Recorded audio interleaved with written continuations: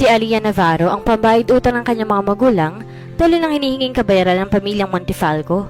Ang akala niya isang matandang taon ang kanyang papakasalan, yon si Sebastian Montefalco.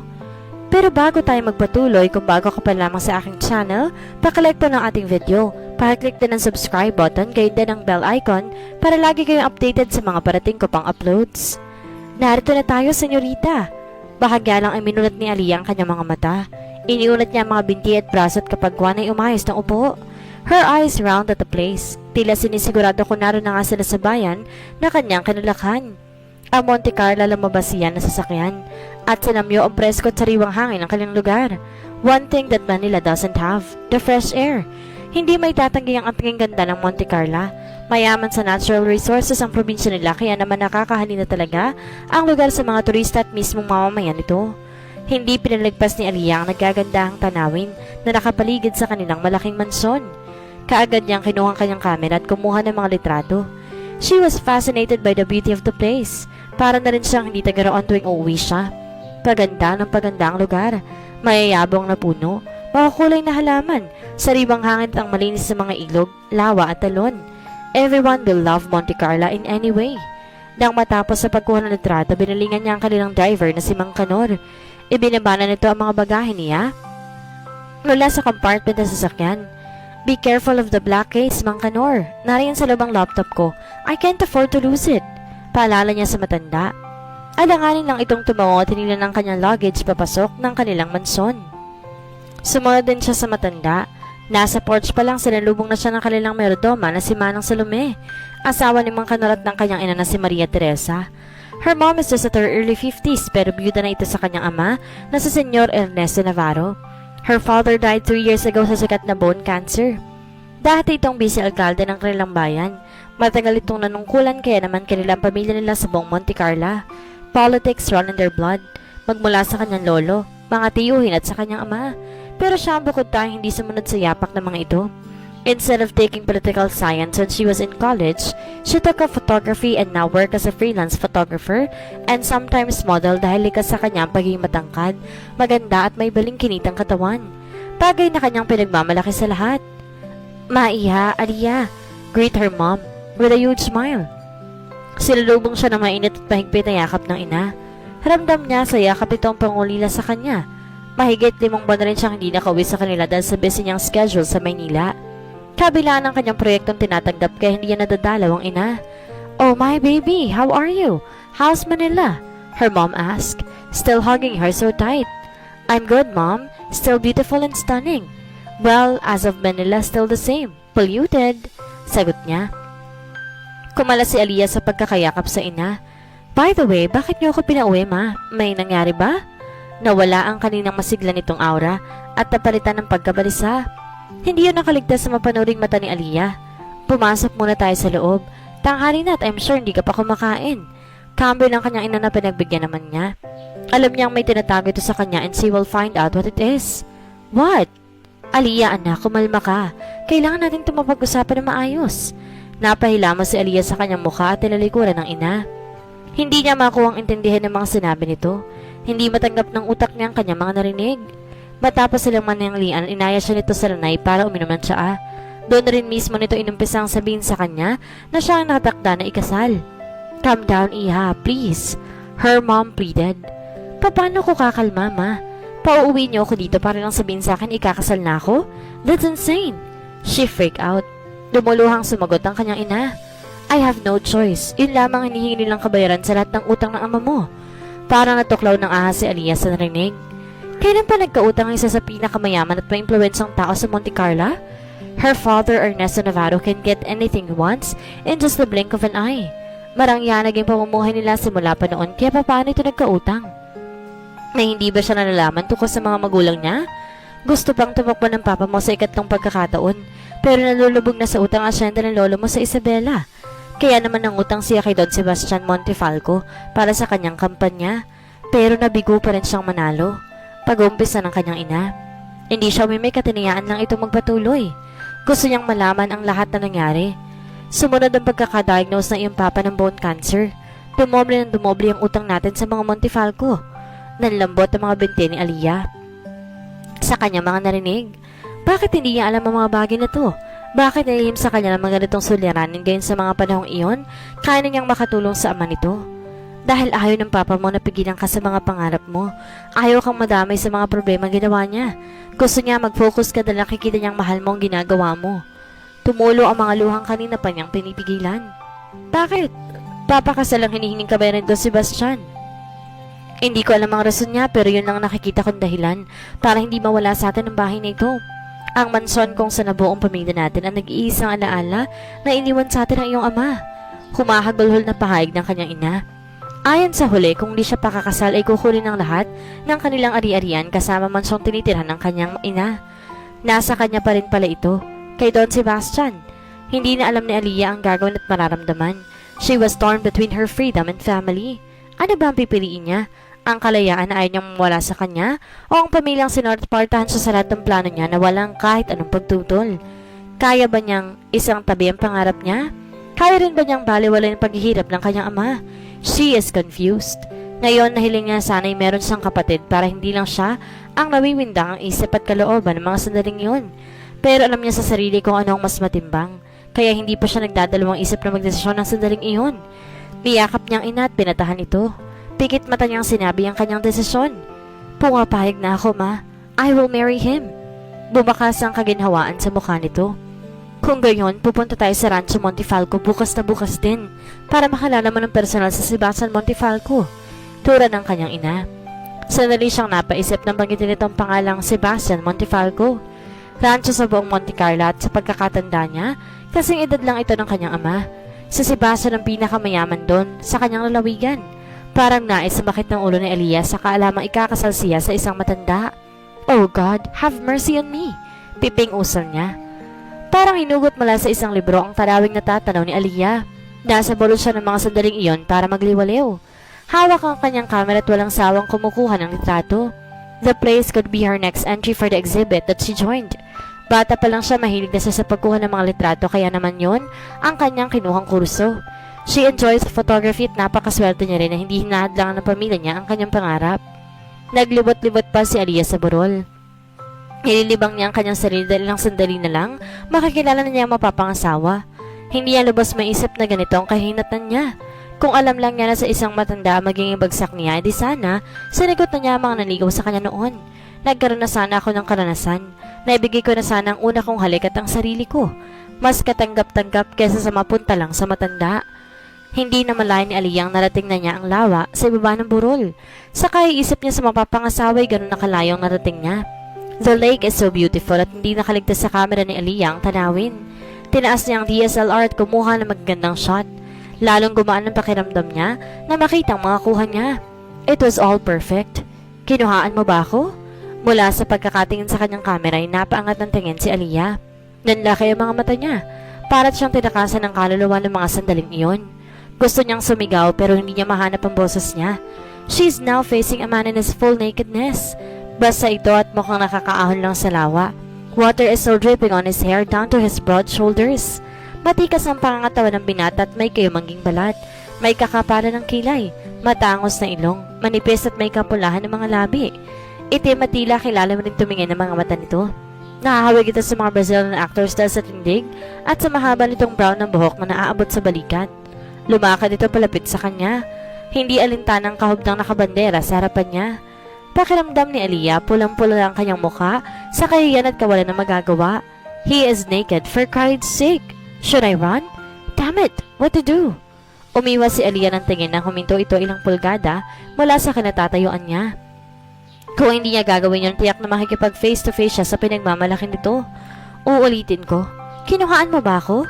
Tanong ng lalaki. Malalim ngunit swabe ang boses nito. Nagtayuan ang mga balahibo ni Aliyah sa lamig ng boses nito.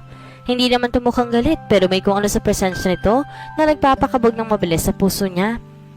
Siguro dahil nakahubad siya kaya ako kinakabahan. Sino ba namang hindi kakabahan? Hindi ko naman kilala ang lalaking ito. Baka rapist pa to o mamamatay tao. Pero napakagwapo naman niya para maging rapist lang.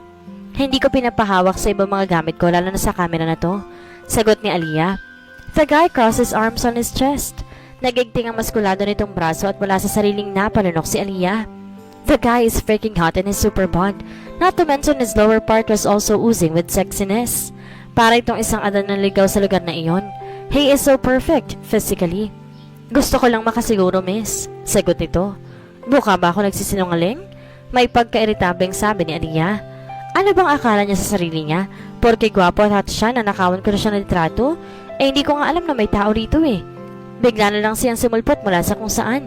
Nakahubad pa, ibang klase. Kung hindi ka nagsisinungaling, ibibigay mong kamera. Lumapit pa ito lalo. Lihim na napasinghap si Aliyah.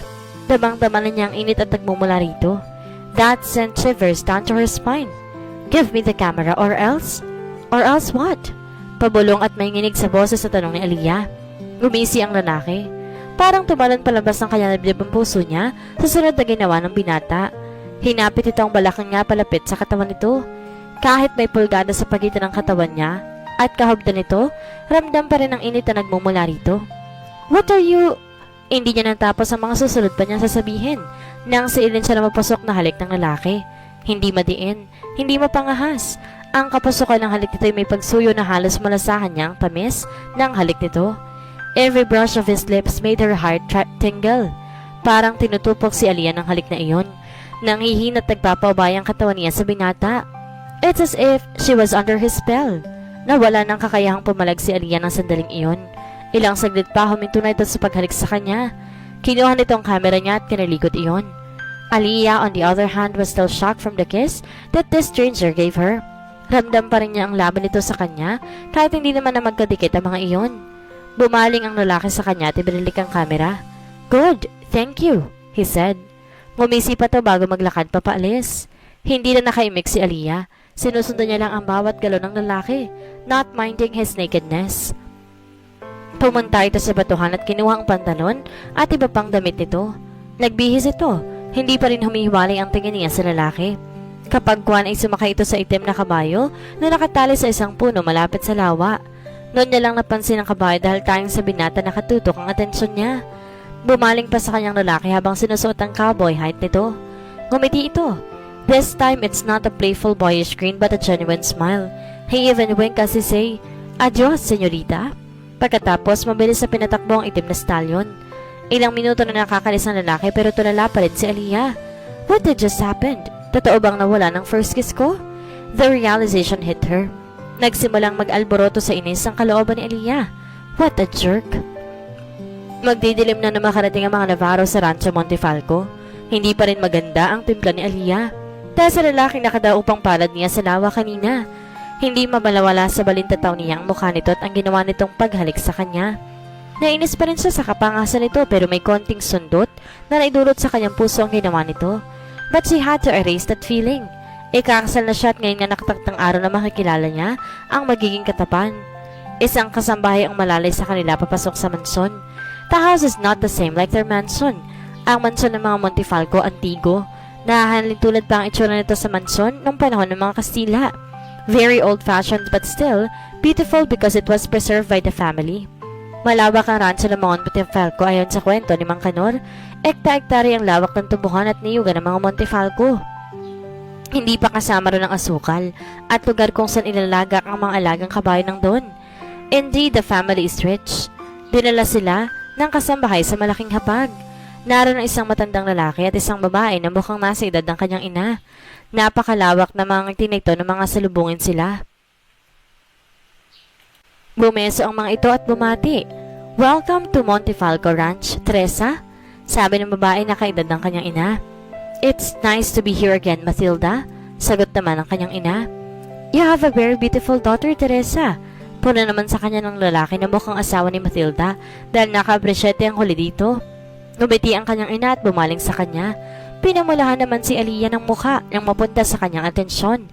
Of course, she is beautiful, Sebastian, sagot ng kanyang ina.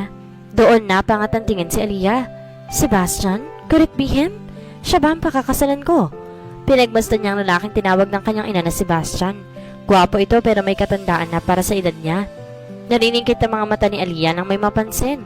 He looks familiar. Para nakita ko na ang mukha.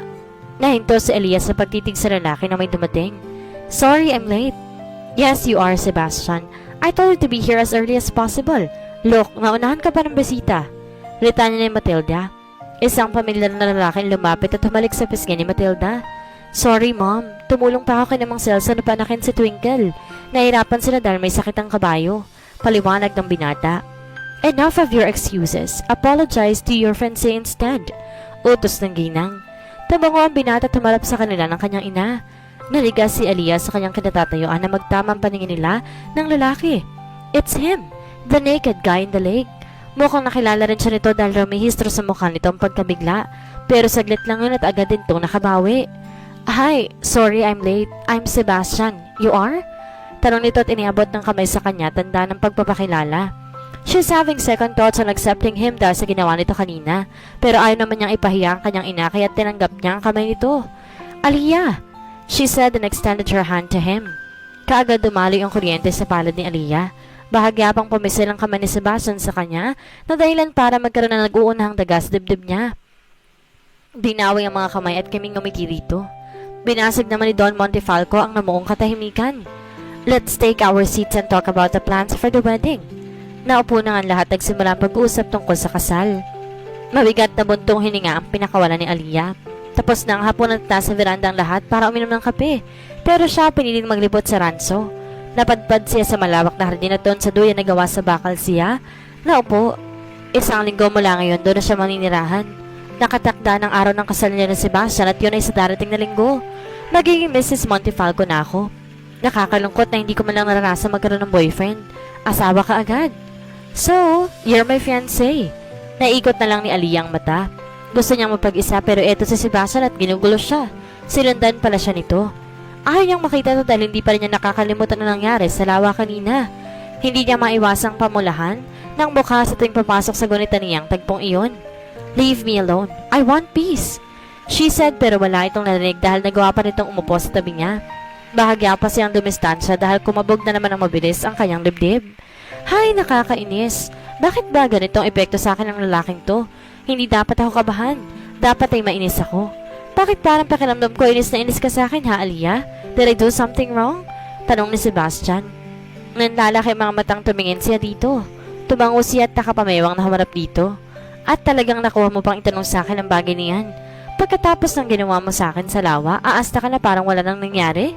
Ibang klase ka, Sebastian. Asik niya rito. Talaga namang nagpupuyo sa inis ang dibdib niya sa kaharap. Nagkibit balikat ito na tila hindi apektado sa sigaw niya. It was just a kiss, sagot ito. That was my first kiss, asshole. And you just stole it like that. Galit na sigaw ni Aliyah. And what's worst, I love the way how you kiss me. Gusto niyang idugtong pero wala siyang sapat na lakas para gawin yun. Tumayo na rin sa Sebastian. Hinaan mo naman ang boses mo. Saway nito sa kanya. No! Magandang ang marinig nila para malaman ni Mama kung anong klaseng lalaking pakakasalan ko. Baka maisipan niya pang iatras ang kalokohang to. Sigaw pa rin ni Aliyah pero walang epekto mga yun kay Sebastian. Nababakas pa nga ang pagkaaliw sa mga mata nito habang nakamasid sa pagmumaktol niya. He crossed his arms and stared directly to her eyes. Naparanok si Aliyah dahil may kung anong init na hatid ang mga tingin na iyon. Totoo nga ang sinasabi nila. Kung sino pang may utang siya pang matapang. He said while chuckling. Bahagyang nakaramdam ng pagkapahiya si Aliyah, kaya nag-iwas siya ng tingin. Hindi aatras ng mama mong kasal. Believe me, Sebastian said. Lumapit ito at nilibel ang mukha sa kanya. Now their faces just an inch apart and Aliyah find it hard to breathe. The fast beat of her heart became back immediately. We both know what your father is dead to us. At ikaw, Aliyah, ang kabayaran sa lahat ng iyon. Kaya kahit paanong palinirang sabihin mo sa iyong ina, it won't change your mind. Bumaba sa kanyang tenga ang labinto. Nagtayuan ang kanyang mga balahibo. So just accept it, sweetie. You are now mine. Napasingap siya ng kanintinan nito ng halik ang gilid ng kanyang labi. He gave her a boyish grin after. See you, wife? Binigyang diin pa rito ang salitang wife bago siya tuluyang iwan. Noon lang naging maayos ang paghinga ni Aliyah. Napahawak na lang siya sa kanyang dibdib habang tinatalawang papalayong si Sebastian. Dumating ng araw na mawawakasan pagiging dalaga ni Aliyah. Her wedding day. Ang halos lahat ng malalaki at respetadong tao sa Monte Carlo ay imbitado.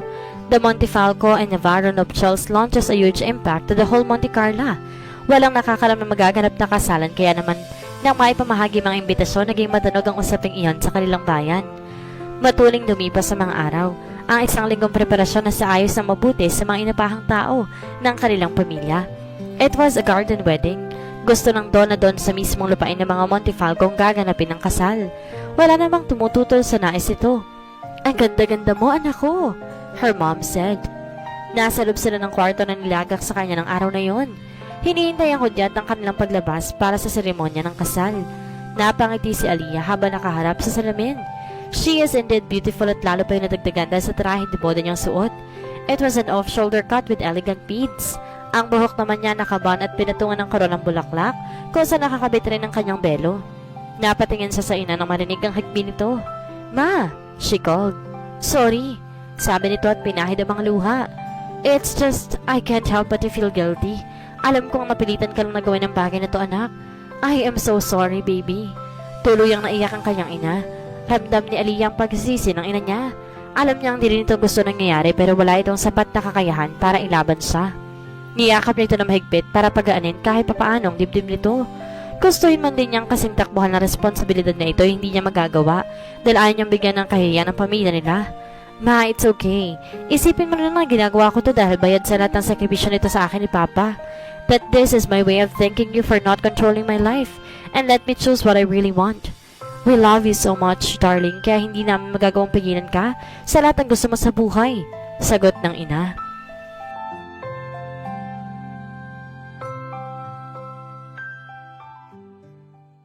Parents for that. I know, ma, I know. Isipin niya na lang na gusto ko sa Sebastian. Halos pabulong iyon ang lumabas sa bibig niya. Nagsimula na naman kasing maapektuhan ang kanyang dibdib dahil sa pag-iisip sa binata. Agad niyang pinalis ang damdaming iyon. Huwag mo nang sisihin ang sarili mo, okay? Ginusto ko rin naman to at desisyon kong tumulong. Dugtong niya. Kahit paano kumalma ang kanyang ina. Sebastian is a good man. I know you're safe with him. Nakikita ko rin hindi ka mahihirapang mahalin siya. Her mom said. Ngumiti lamang siya sa ina pero sa isip-isip niya, good man my ass. May good man ba nahahalik sa nakikilala? A perverted jerk, maybe. That's what he is. Ilang saglit pa'y tinawag na sila para lumabas. Aliyah released a deep sigh. This is it. Bye, single life. I now pronounce you Mr. and Mrs. Montefalco. You may now kiss your bride, Sebastian. Anunsyo ng pare. Sebastian took off the veil and looked at Aliyah's face. Napakaganda talaga ng dalaga at dumoble lalo iyon sa paningin niya. This woman is his wife. Now I have the rights to claim her in any ways. I can't believe this woman is my wife. You're mine, he said. Sa papel lang, Sebastian. Mag-asawa lang tayo ngayon dahil sa utang ng pamilya ko sa inyo. Mahinang sagot ni Aliyah na sapat na para siya lang ang makarinig. That didn't hurt him. In fact, the attitude of this woman excites him. Palabang babae, yun ang tipo niya. He wants to tame a woman like Aliyah at mangyayari yun isa sa mga araw na lilipas. But still, it doesn't change the fact that you married me, Aliyah. That makes you mine. Don't worry, I'll make you happy, he said. Naiikot ito ang mga mata na lalong kinaaliw ni Sebastian. You know what just kissed me? Para matapos ito, ang sakit-sakit na ng paa ko. Nahinang asik ni Aliyah sa kanya. Natawa sa Sebastian. This woman never fails to make him smile since they met.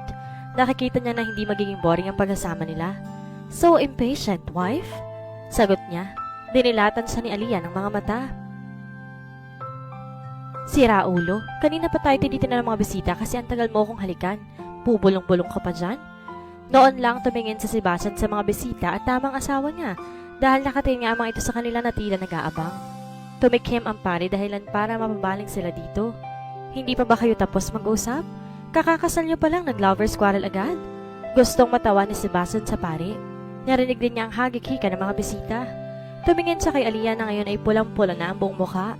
Napangiti na lang siya tinawakan sa babang asawa para matiligan niya ang kagandahan nito.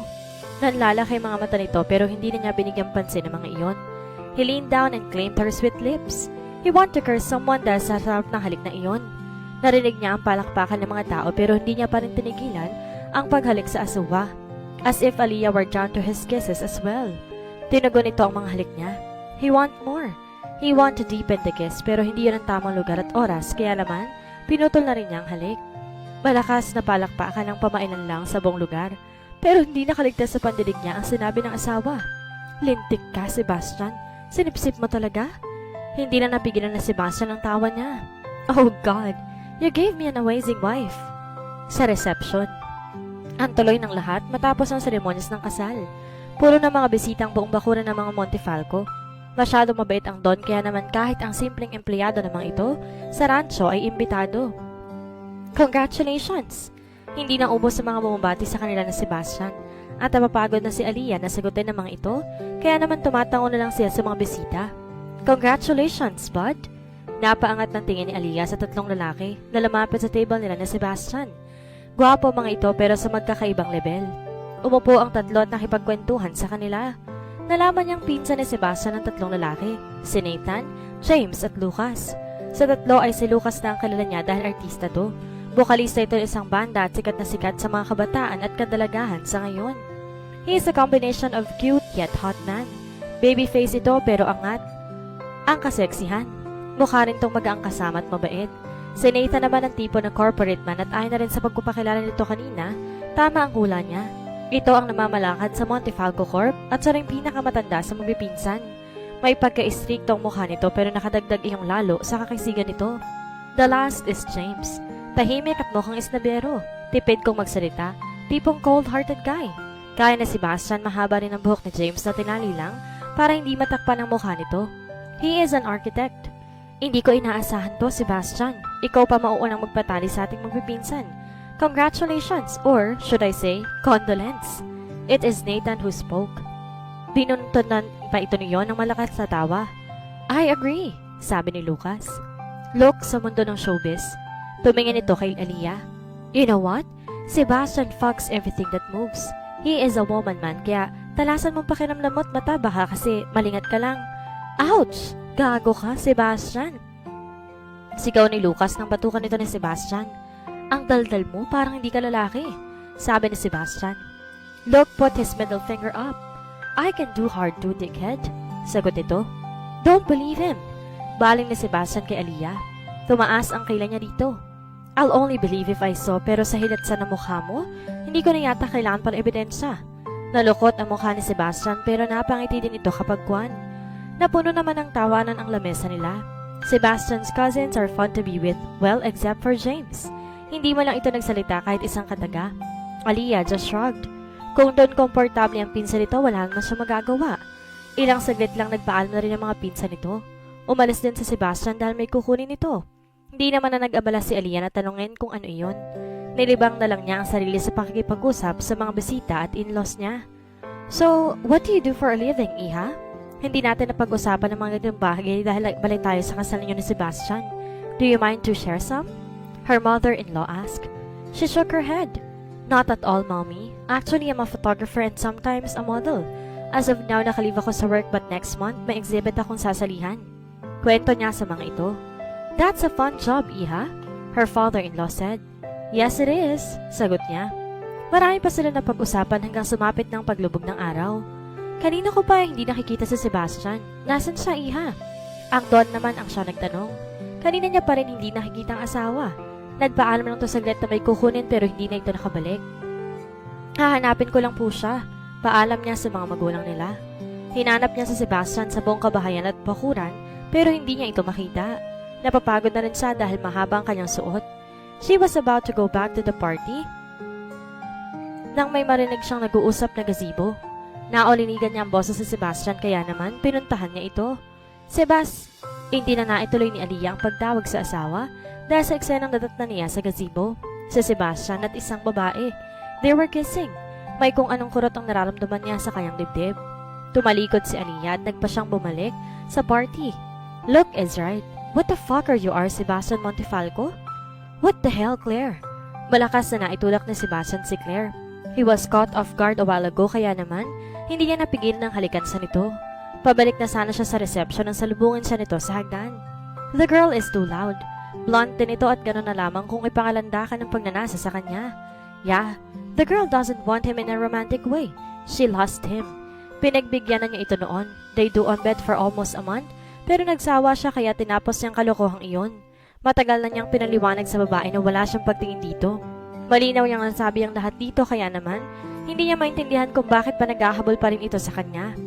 He hates her guts. Hindi mga ganitong babae ang tipo niya. Hindi man ganoon kasophistikada ay ayos na sa kanya. Maayos at may respeto sa sarili, kahit simpleng ganda lang kagaya ng kanyang asawa. Hindi simple ang ganda ng babaeng yun. Parang diwata ang ganda nito.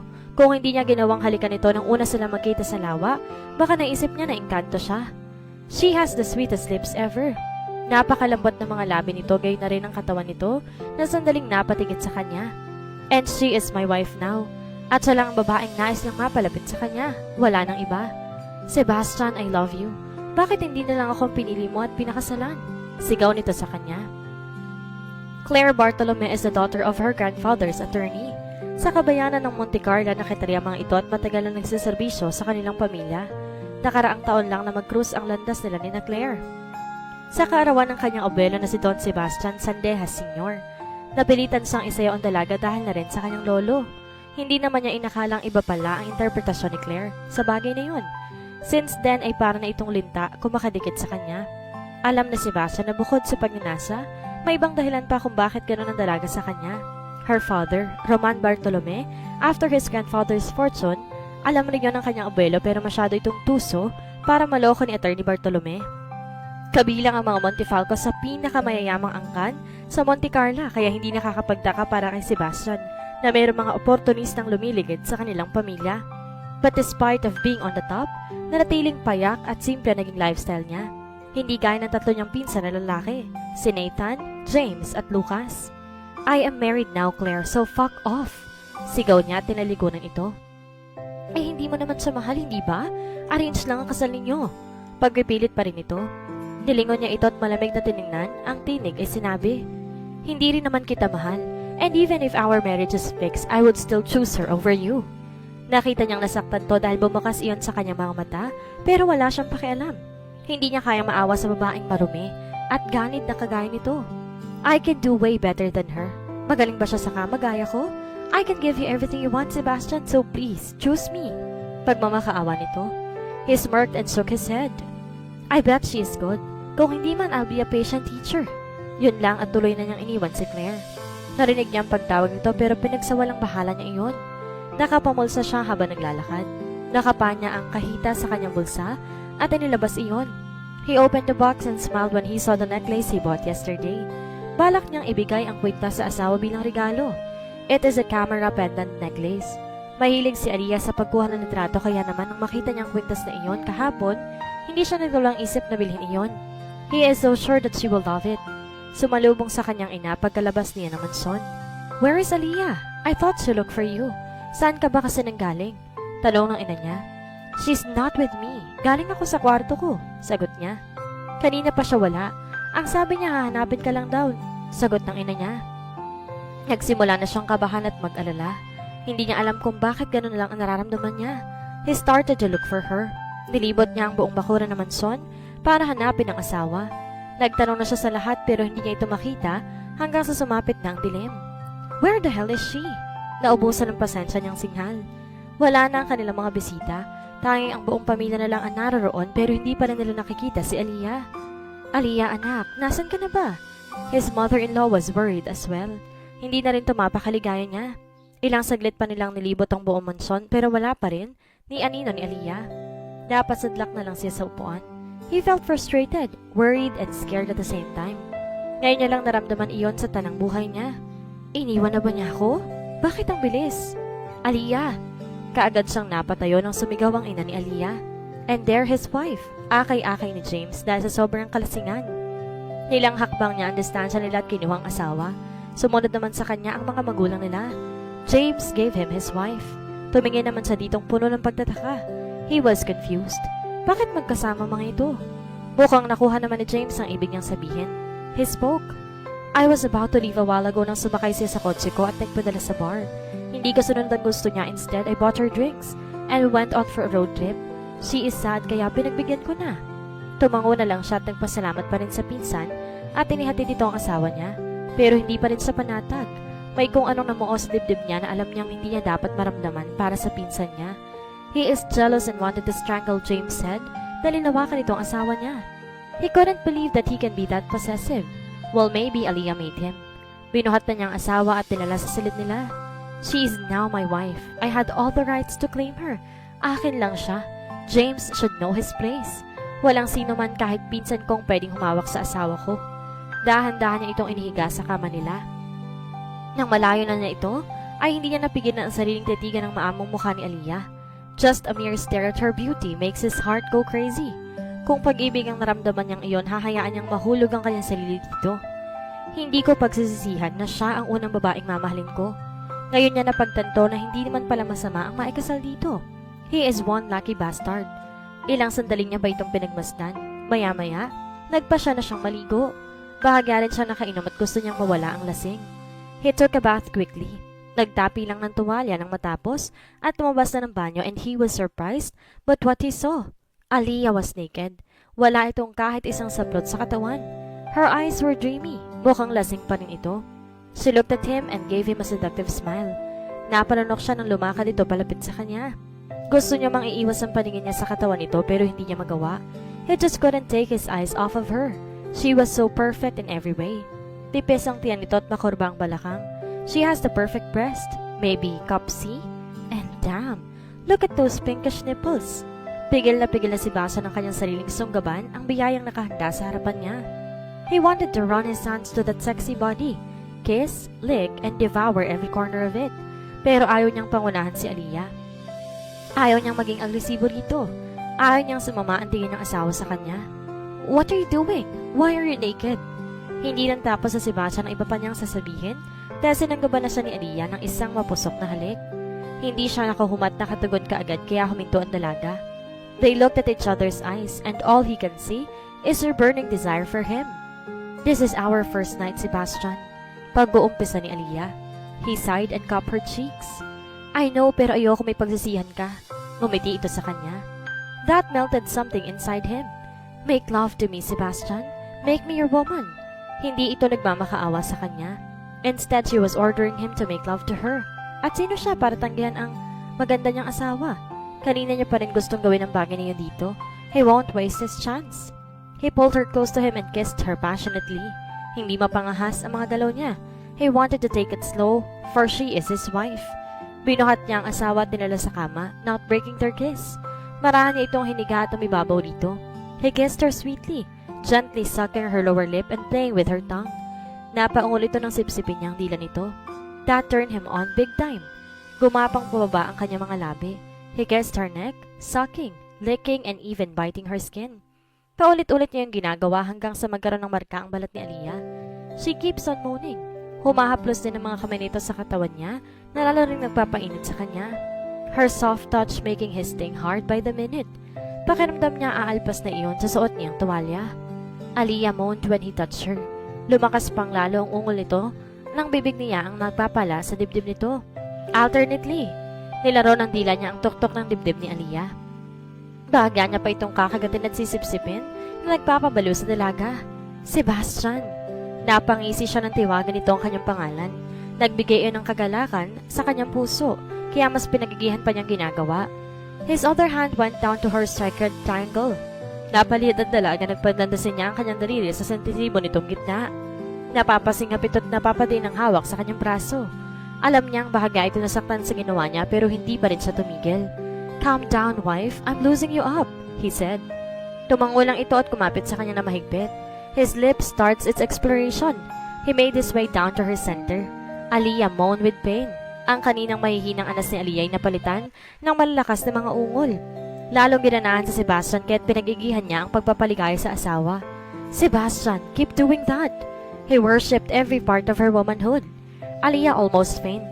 It was so delicious and pleasurable that any minute, she will reach her peak.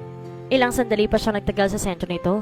After a while, Sebastian kissed her legs up until he reaches her lips. He gave her a fiery kiss and at the same time, he entered her. He looked at Aliyah's face. Napapikit ito at kagat-kagat ay mabang labi. May butil din ng luhang naglandas mula sa mga mata nito. He knows that Aliyah was in deep pain but he have to be rough para hindi ito mas masaktan. Sebastian planted soft kisses around her face. Nagmulat si Aliyah ng mga mata at nagtamang kanilang mga paningin. He cupped her face and kissed her lips. I will move now, he said. Tumango lang si Aliyah at kumapit sa kanya ng mahigpit. He started thrusting. Hindi rin napigilan na si Sebastian na mapaungol. Aliyah is so tight and warm around him. He felt heaven in its thrust he made. Ilang sandali pa at bumilis na ang kanilang mga galaw. Aliyah moaned in pure pleasure. Nakikipagsabay na rin to sa bawat galaw niya. Sebastian, yes. Nilagay niya sa kanyang balikat ang dalawang binti at mas binilisan pa ang indayog ng katawan. Habol ang hininga ng mahiga siya sa tabi ng asawa. Hinila niya ito sa kanyang bisig at niyakap na mahigpit. Hindi alam na si Basa ng dahilan pero may pakiramdam siyang matatapos kaagad ang maligayang sandaling iyon sa piling ng kanyang asawa. He is scared. Ayaw niyang mangyari yon. "Don't leave me," he said out of the blue. Aliyah looked at him and just smiled. "Rest, Sebastian." Kahit ayaw niya, ituluyan siyang nakatulog. Marahil dala na rin ng pagod. And then the next day, he was awakened by a nightmare. Aliyah left her. Napabalik siya ng bangon at habol ang hininga. Kaagad siyang napatingin sa espasyo sa kanyang labi. Wala na si Aliyah at ang tanging na iyon sa kama ay ang bakas ng pagkabarhin nito at ang sulat sa maliit na papel. "I'm sorry, Sebastian. I left. Please don't find me. Take care of my mom for me. Your wife, Aliyah." Hindi makapaniwala si Sebastian na iniwan siya ng asawa nang hindi niya alam ang dahilan. Sinubukan niyang hanapin sa posibleng lugar na pwede nitong puntahan, kahit ang kanyang inay hindi alam kung saan pumunta ang anak. Gabi-gabi na rin siya naglalasing sa paghahanap sa asawa. Kalahati sa kanyang pagkatao parang nawawala din. "Wife, I miss you so much. Please come back." Dala siguro ng kalasingan, umiiyak siya gabi-gabi.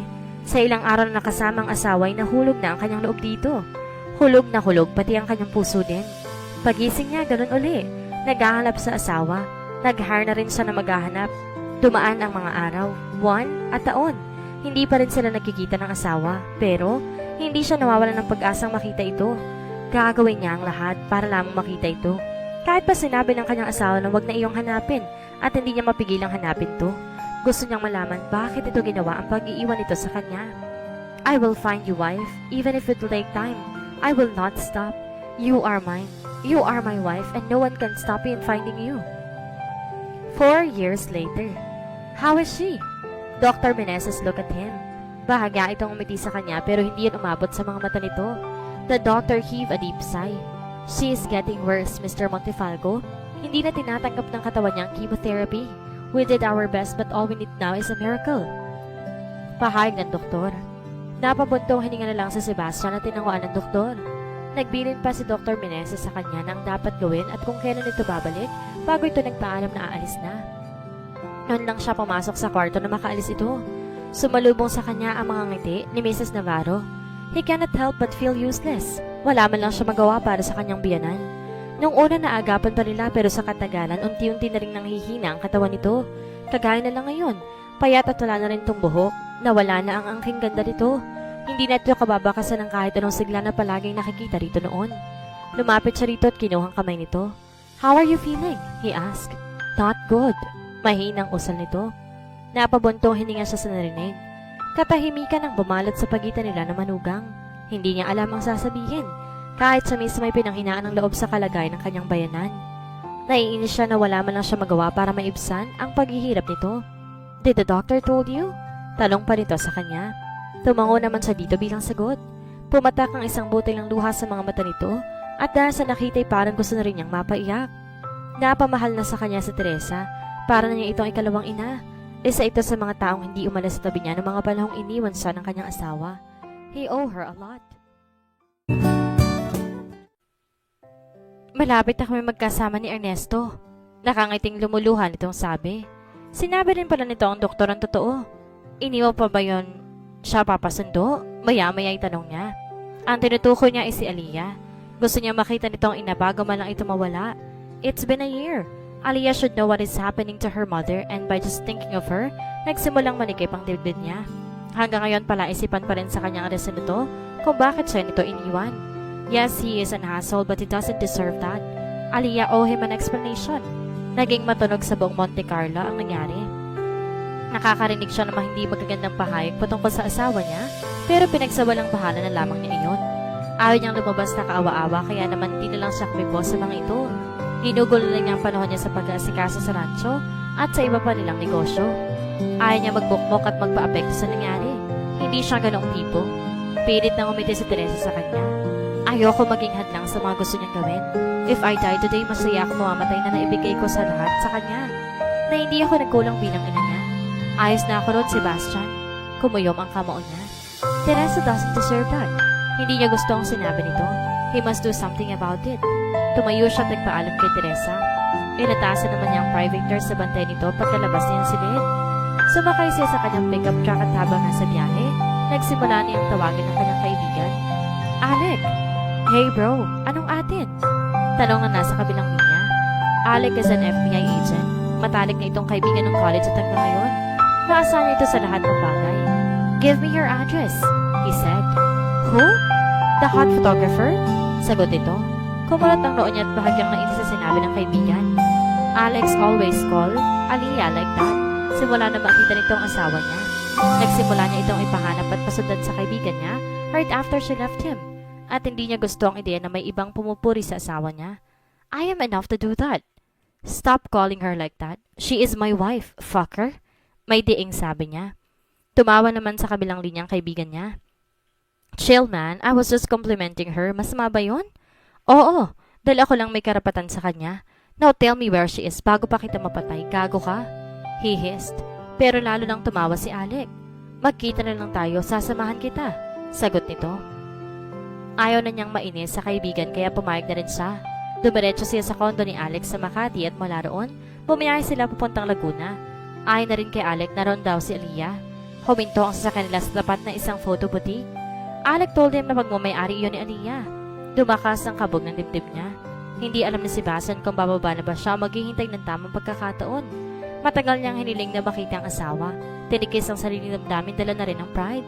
And now that he is here just a few walks away from her, kinakain naman ng kaba ang kanyang dibdib. Ano bro, tutungangan lang ba tayo dito? Basag ni Alex sa katahimikan. He sighed and pulled himself up. Kailangan na niyang kumilos para kay Teresa. Lumabas sila ng kotse at naglakad papunta sa shop. Sa labas ng shop mayroong bench at doon naglalaro ang isang batang babae. Nasa pintuan sila nang tumingin dito sa kanya. Pamilyar ang mga mata nitong nakatingin sa kanya. Para nakikita na niya ang mga iyon noon pero hindi niya matandaan kung saan at kailan. May pagkamangha sa mukha nito habang nakatitig sa kanya. Tumayo ang binata, tumakbo payakap sa kanya. Hindi yan inaasahan ni Sebastian. Nagkatingin sila ni Alec at mukha ring nagtataka ang kanyang kaibigan. Daddy! The kid beamed. Sa wakas, nakita na rin po kita. Nakangiting saan ito. Naguguluhan siya sa mga nangyayari. Sasagot na sana sa Sebastian nang biglang bumukas ang pinto ng shop. Savannah, I told you sa loob lang kayo dapat, baka masagasaan ka ng... Na-estato sa kanyang kinatatayuan sa Sebastian. At ganoon na lamang, ang babaeng kaharap niya ngayon na walang iba kundi si Aliyah. Nanlalaki rin, ang mga mata nito tila hindi naasahan na makikita siya sa lugar na iyon. Bumilis ang tibok ng kanyang puso. Hindi niya alam kung anong dapat gawin at sabihin. He just stood there looking like a fool that he is. Sebastian, tawag nito sa kanya.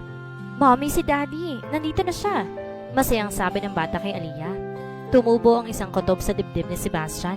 Hey, look at the child again. Now we can fully see why these kids look familiar. Kamukha ito ni Aliyah and this child could be his daughter. Mukhang hindi siya pinaglalaroan lang ng kanyang hinala. Nakaramdam sa Sebastian ng galit para kay Aliyah. How dare she hide my child from me? Nawala na sa kanyang huwisya sa Sebastian. Nanlamig ang mga palad ni Aliyah. Hindi niya inaasahan ang mga mangyayari sa araw na to. Hindi niya inakala na magkikita pa ulit sila ni Sebastian matapos ang ilang taon. Lihim niya itong sinulyapan sa kanyang tabi.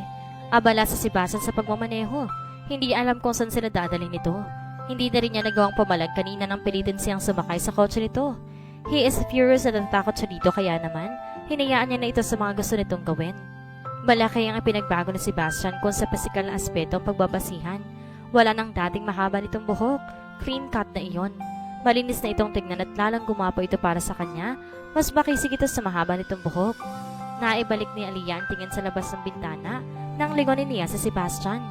Gusto niyang pagalitan ng sarili dahil nagsisimula na naman ang paghanga ng sisawa na hindi na dapat maramdaman. May pamilya na siya, Aliyah. Huwag ka nang umasa pa, okay? At ang isiping iyon na nagdulot ng kabigatan sa kanyang dibdib.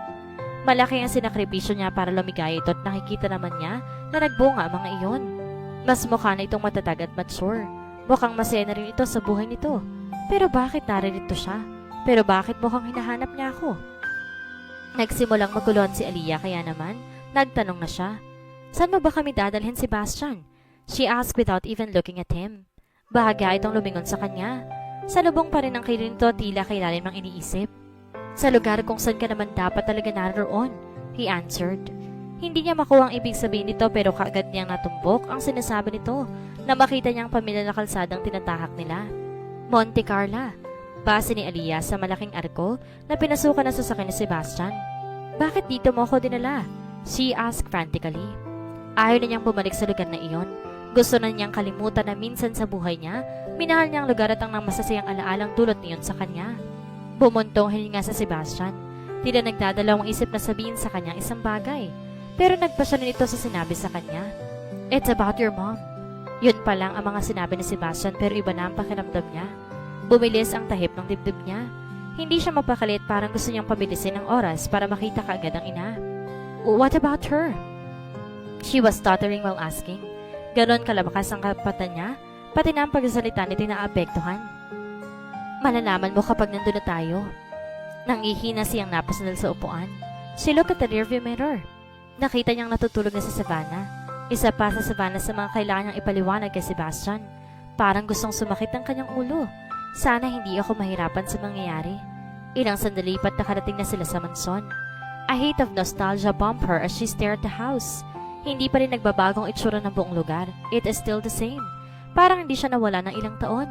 It brings back the old yet meaningful memories of her childhood. Ang alaala ng papa niya at maski ang alaala ng huli niyang sandali sa lugar na iyon bago siya ikinasal kay Sebastian. Bumaba siya na sasakyan kasunod si Sebastian. Karga na si Savannah sa mga bisig nito. Gusto niyang mapangiti at pagmasdan na lamang ang mag-ama niya.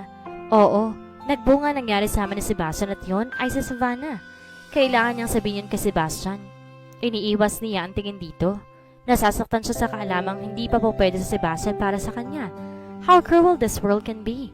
Pumasok na tayo. She's waiting for you. Yakag sa kanya ni Sebastian. Hindi naman siya nag-atubili at sumunod na rin nga dito. Tahimik ang buong kabahayan kaya tumiretso na sila sa ikalawang palapag. Nadatnan nila sa tapat ng pintuan si Manang Salome at Mang Celso. Hanggang ngayon nagsaserbisyo pa rin sa kanila ang mag-asawa. Nakakataba ng puso para sa kanya ang pagmamalasakit ng mga ito sa pamilya niya.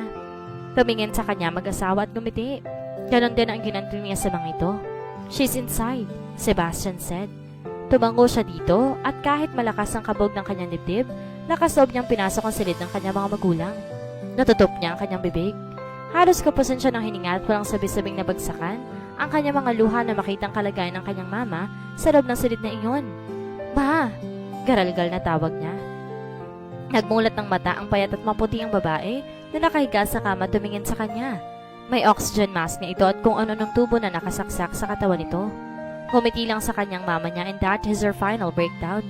Tinakbo niya ang distansya nila at yumakap si Aliyah sa bewang ng kanyang mama. She cried like a helpless kid. Wala siyang bakang bibig kundi ang paghingi niya ng tawad sa ina. Ma, sorry. I'm so sorry. She said between her sobs.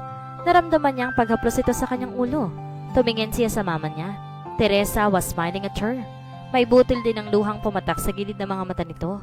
Her mom looked so happy to see her after years. Lalo siyang na-guilty. In the past year, she lived her life to its fullest. Nagawa niyang lahat ng bagay na gusto niya. She became a well-known photographer and now owns her own photo boutique. Hindi na lang siya basta freelancer. Naiimbitahan na siya sa mga lalaking event at iba pa roon ay abroad. Namamayagpag ang karir niya not knowing what is happening to her mother. Ito na pala ang naghihirap dahil sa karamdaman. What a useless child she can be. Wala akong kwentang anak, mama. Pinabayaan kita para iligtas ang sarili ko. I broke my promises to Papa. I am so sorry, ma. She cried and cried. Her guilt is eating her up. Kung may namalas-malas pa pala, hindi niya naabot ang buhay ang kanyang ina. She is nothing but a selfish bitch. Sarili lang niyang iniisip niya. Ngayon niya gustong questionin ang kanyang sarili. Paano niya nagawang ipagkatiwala sa ibang ina when all along she knows that it's her full responsibility after her father died? Maybe because I was scared and maybe about Sebastian. Yun ang malinaw na dahilan niya. She again looked up at her mom and caressed her face. Aliyah even planted a kiss on her forehead. I won't live again, ma. Kasama mo na ako ngayon. Pabawi ako sa iyo, she said. Tumango lang bilang tugon si Teresa. Nakikita niya sa mga mata nitong masaya ito at nakikita siya. Hindi niya hahayaang mawala ang mga iyon sa mata nito. She will stay even if she had to deal with Sebastian every day. At parang senyales iyon dahil pumasok si Sebastian, karga si Savannah sa bisig nito. Gising na ang anak niya at nakangiti sa kanya. Mommy! Savannah beamed happily. Bumaba ito sa pagkakakarga ni Sebastian at lumapit sa kanya. Nasaan tayo, mommy ko? Tanong nito. Dumingon siya sa mama niya at nakita niyang titig na titig si Teresa sa anak niya. Nilapat niya ang anak sa ina. It's unexpected. Hindi sa ganitong pagkakataon niya naisip na magkakakilala ang mama niya at si Savannah, but maybe it's God's given time to them. Ma, this is Savannah Mattel, my daughter. Vanna, this is your Lola Teresa. She's my mom. Pagpapakilala niya sa dalawa. Hello po, Lola. Masiglang bati ng anak niya. Bakit po kayo may takip sa nose? Sick po ba kayo? Vanna asked. Ngumiti naman ang kanyang ina. Mukhang natutuwa ito sa presensya ng kanyang anak. Bibo at madaldal si Vanna, and that is something about her daughter that relieves her stress. Maybe it can also help her mother as well. Si Aliyah na ang sumagot sa tanong ng anak. Yes, Lola is so sick, so we have to take care of her, Vanna. Will you help Mommy, sweetie? Yes, Mommy. Tutulong din po sa atin si Daddy, hindi ba? Nakangiting sagot ni Vanna. Noon niya lang nalala na kasama pa pala nila sa silid si Sebastian. Daddy, di ba sasama ka mag-aalaga kay Lola? Vanna said. Ngumisi si Sebastian. That sends chills down her spine. Hindi pa rin nagbabago ang epekto nito sa kanya simula ng gabing iyon. Her hatred turns into something she can't even imagine she will feel for him. Attraction. Hindi rin niya masisisi ang sarili. Sebastian is irresistible and indeed a gorgeous man. Of course, baby. Sabi nito at lumapit sa kanila. Hinaplos ito ang ulo ni Savannah. Daddy will take care of Lola and you as well. We have a lot of catching up to do. Baby? Sebastian said and smiled. Savannah pouted her lips. How about Mommy? Gusto niya sanang sabay ng anak niya. Di naman na siya umaasa para sa kanilang dalawa ni Sebastian. Ayos na sa kanya kahit sa anak na lang nila, kahit kay Savannah na lang, pero sumagot si Sebastian and his words were enough to shake her world again and start to give her hopes. Especially your mommy, baby. Daddy will keep an eye on her. Daddy won't let Mommy leave her at his side. I won't let her leave me again. I promise. She is improving. Gumaganda ang kondisyon ng katawan niya. Maybe it has something to do with her emotions. Malaki ang naidudulot doon sa kalusugan niya. Nakakaganda ang positibong emosyon sa pagbuti ng kalagayan niya. Saan ni Dr. Meneses? Napangiti si Elias sa narinig mula sa doktor. Ikatlong araw na nila iyon sa Monte Carlo at natutuwa siya na bumubuti ang kalagayan ng mama niya. Maybe that's what her mom really needs. Maaaring gumaling ito sa gamot pero malaki pa rin ang porsyento ng emotional quotient at iyon ang nagdudulot nila sa Vanna sa kanyang ina. Nagpasalamat siya kay Dr. Meneses. Nagpaalam na rin doktor matapos magbilin. Nilapitan niya ang ina na masara na niya ang pinto na silid. Did you hear that, Ma? Bumubuti na ang kondisyon mo. Ngumiti sa kanya ang kanyang mama. It's because you're here, my baby, and Savannah as well. Masayang masaya ako, anak. I'm glad to be here with you again, Ma. Aliyah cupped her mom's face and gave her a genuine smile. Hindi na ulit ako aalis.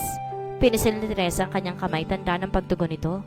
Ilang sandali pa't nakatulog na rin ang mama niya. Inayos niyang kumot ito at pagkatapos, inabilin nito sa personal nurse nito. She went out of her room to look for Savannah. Kanina niya pa kasi hindi nakikita ang anak niyang iyon. Nakarating siya sa kusina at natandoon si Manang Salome. Tinanong niya ito tungkol kay Savannah. Isinama ng senyorito maglibot. Huwag kang mag-alala dahil pauwi na rin yun. Si Manang Salome. Tumango na lang siya tinulungan ang matanda sa pagkahain sa kanilang pananghalian. She's not bothered that Savannah is getting closer with her biological father. Gusto nga niya yun. Gusto niyang mahalin ang anak niyang ama nito just like how she is to her papa. Hindi niya inililihim ang bagay kay Savannah. Naging tapat siya sa kung sinong ama nito. Hindi niya kayang pasakitan ng anak niya kay Sebastian. Hindi makapagsasabi ng mga bagay-bagay.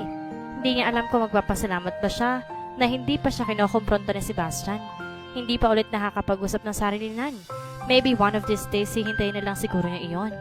Mommy! Napalingon siya at nakangiting sa lulubong si Sebastian. Kinarga niya ito at pinupog ng halik. Ang asim! Biro niya pagkatapos halikan ng leeg nito.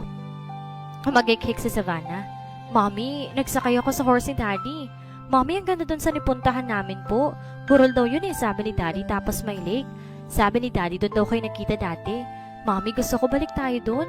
Swim tayo sa lake. Sandali siyang natigilan na maalala ang burol at lawa na sinasabi ni Savannah. It was the lake where she first met Sebastian. Doon na rin siya nito tahasang hinalikan in that moment, wake something inside her. Kumabog ang dibdib niya sa mga naalala. Siya namang pagpasok ni Sebastian sa hapag. Nakasuot ito ng plain-fitted black shirt at faded jeans na hapit sa maskulado nitong hita. Lalo ring nagpalakas ng kabog ng kanyang dibdib na makitang nakasuot din ito ng cowboy hat. Ganito ang itsura ni Sebastian nung una sila magkita sa lawa. Ganyan nga ba? Eh di ba nakahubad sa noon? At nakita mo pa nga pinagmamalaki niyang kwan? Namula ang mukha niya sa naisip kaya't nag-iwas siya ng tingin. God, Aliyah, huwag mong alalahanin ng bagay na yun. Daddy! Tawag ng anak niya. Yumukod si Sebastian palapit kay Savannah. Lalo na ilang si Aliyah dahil lalo silang napalapit sa isa't isa. Nag-enjoy ka ba, anak? Tanong ni Sebastian. Tumango naman ang makulit niyang anak. Yes, Daddy. Di ba, Daddy, babalik tayo doon kasama si Mommy at Lola? Vanna asked. Tumingin sa kanya si Sebastian. Nagtama ang mga paningin nila. There's something in his eyes that she can't name. Oo naman, baby. Maybe one of these days, babalik tayo roon. Yay! Sigaw ni Vanna. Tinaas pa ang dalawang braso tuwang-tuwa. Napailing na lamang si Aliyah. Natapos na si Manang Salome maghanda ng pagkain, kaya tinayan na niya si Sebastian kumain. Di naman yung tinanggihan ng binata. Si Vanna ang bumabangka. Ito at si Sebastian lang ang nagkukwentuhan. Ayos na yun sa kanya. Pumanhik si Celine ng ina para doon mamalagi. Sumapit ang gabi, doon pa rin naghapunan si Sebastian. Mukhang bumabawi talaga si Sebastian sa mga panahong hindi nito kapiling sa Savannah. It is past 8 p.m. nang akyatin niya ang dalawa sa silid ni Savannah. Natutulog na rin si Sebastian. Napangiti siya sa eksenang nadatnan. Nanatiling nakatayo si Aliyah sa gilid ng kama at pinagmamasdan ng mag-ama niya. Kay tagal niyang pinangarap na makita ang dalawang ito sa ganong posisyon. Masaya siya pero naroon ang panghihinayang.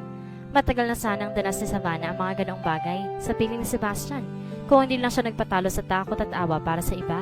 Pero balik na rin man niya ang mundo, tapos na at nangyari ng lahat. Hindi na malayo ni Aliyah ang pagtulo ng mga luha niya. The sight is too much for her. She was overwhelmed. Dahan-dahan umalis si Sebastian sa kama at lumapit sa kanya. Aliyah wiped her tears and smiled. Wala to, tears of joy. Tumango lang si Sebastian. Nagkaroon ng sandaling katahimikan sa pagitan nila. You know what? We need to talk, right? He said. Aliyah nodded. Yes, sanay tayo. Ayaw na rin naman niyang patagalin pa. Maybe this is the right time for them to talk. She made coffee for them. Napabuntong hininga si Aliyah. Naisip na niyang basagin ang katahimikan. I am sorry, Sebastian, for leaving you before. Sorry rin kasi hindi ko sinabi sa'yo tungkol kay Savannah. I am so sorry for everything. Nanatili itong tahimik. Tila kay lalim ang iniisip. Why did you left me before, Aliyah? He asked after a moment of silence. Now it's her time to be silent. Tahimik lang si Aliyah habang pinagmamasa ng payapang pagtulog ni Sebastian. Kakatapos ang mainit na sandali sa pagitan nila. She was not drunk when that happens. Clearly, mataas ang alcohol tolerance niya. She faked it all just to have the gut to give herself fully to him without having second thoughts. Hindi niya rin maintindihan kung bakit niya ginawa iyon. Wala siyang kapalapnanong ibigay ang sarili dito pero nagbago iyon nang dahil sa mga nasaksihan niya kanya. Maybe that girl is Sebastian's girlfriend. Hindi niya alam kung bakit pero kinain ng matinding selos ang dibdib niya. She felt like being possessive. Siya na ang asawa ni Sebastian kaya gusto niya sa kanya lamang ito. She's not thinking anymore. Nang makita niya si Sebastian nakatapos ng lubas ng bathroom, naramdaman niya ang pangailangan na hindi niya alam na siyang taglay niya. It happened. They made love and every second of it was heaven. Malalim na ang tulog ni Sebastian. Pasado alas sa madaling araw pero ito siya't gising pa rin. Napaigig pa siya ng sumigid ang hapdi sa pagitan ng mga hita niya. Sebastian is a well-endowed man plus it's her first time. Hindi na siya nagtataka kung bakit masakit. She wore a robe and went downstairs. Kumuha ng malamig na tubig sa ref at uminom. That same girl with Sebastian a while ago, pumanhik at nakita at nasalubong niya itong babae. Nakaramdam siya ng inis. Ang buong akala ni Aliyah tatarayan at aawayin siya nito pero hindi yun ang nangyari. The girl kneeled down and started to beg. Please, hayaan mo na kami ni Sebastian. Buntis ako at siya ang ama. Naaawa ka sa maging anak namin. Please set him free. He is the only one that I had. Iyak ng babae. Hindi na nakapagsalita pa si Aliyah. This woman's words were enough to soften her heart. Oo, nagugustuhan na niya si Sebastian. Aaminin niya na pero hindi naman maatim ng konsensya niya na may batang lalaki na walang ama dahil sa kanya. Hindi niya kayang ipagkait yun sa isang batang walang buwang sa mga nangyayari. He's all yours now. I'm leaving. Aliyah. Napaiktad si Aliyah dahil sa malakas sa pagtawag ni Sebastian sa kanya. She spaced out. Sandali siyang nawala dahil sa pagbubalik tanang sa nakaraan. Nakatitig sa kanya si Sebastian and he looked worried. Gano'n ba katagal akong natulala? Ayos ka lang ba? Si Claire. Kumunot ang noo ni Sebastian. Bakit naman siya nasali sa usapan? Dahil may anak. Mommy! Hindi natapos ni Aliyah ang mga sasabihin nang marinig ang malakas na palahaw ng iyak ni Savannah. Agad siya napatayo at tumapo papasok ng bahay. Naabutan nila sa Savannah umiiyak. She is sitting in the middle of the bed. Kaagad nila itong dinuluhan. What happened, baby? Nagising po ako, wala kayo ni Mommy, Daddy. Takot po ako kasi dark, walang ilaw. Wala ba tayo kuryente? Napangiti na lang si Aliyah at niyakap ang anak. Sorry baby ha, nakalimutan ni Mommy yung lights. But don't cry na kasi dito naman ako eh. Mag-sleep na tayo ha. Sleep rin si Daddy ko dito, Mommy? Talong ni Savannah. Aliyah was lost for words. Hindi niya alam ang isasagot ni Sebastian. Siya ang sumagot sa tanong ng anak nila.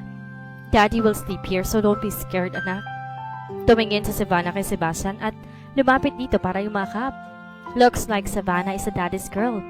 Pinaayasan niya mga ito para matulog. Nasa gitna nila na Sebastian si Savannah. She is on the left side while Sebastian is in the right side of the bed. Mabuti na lang nagkasya sila sa kama ni Savannah.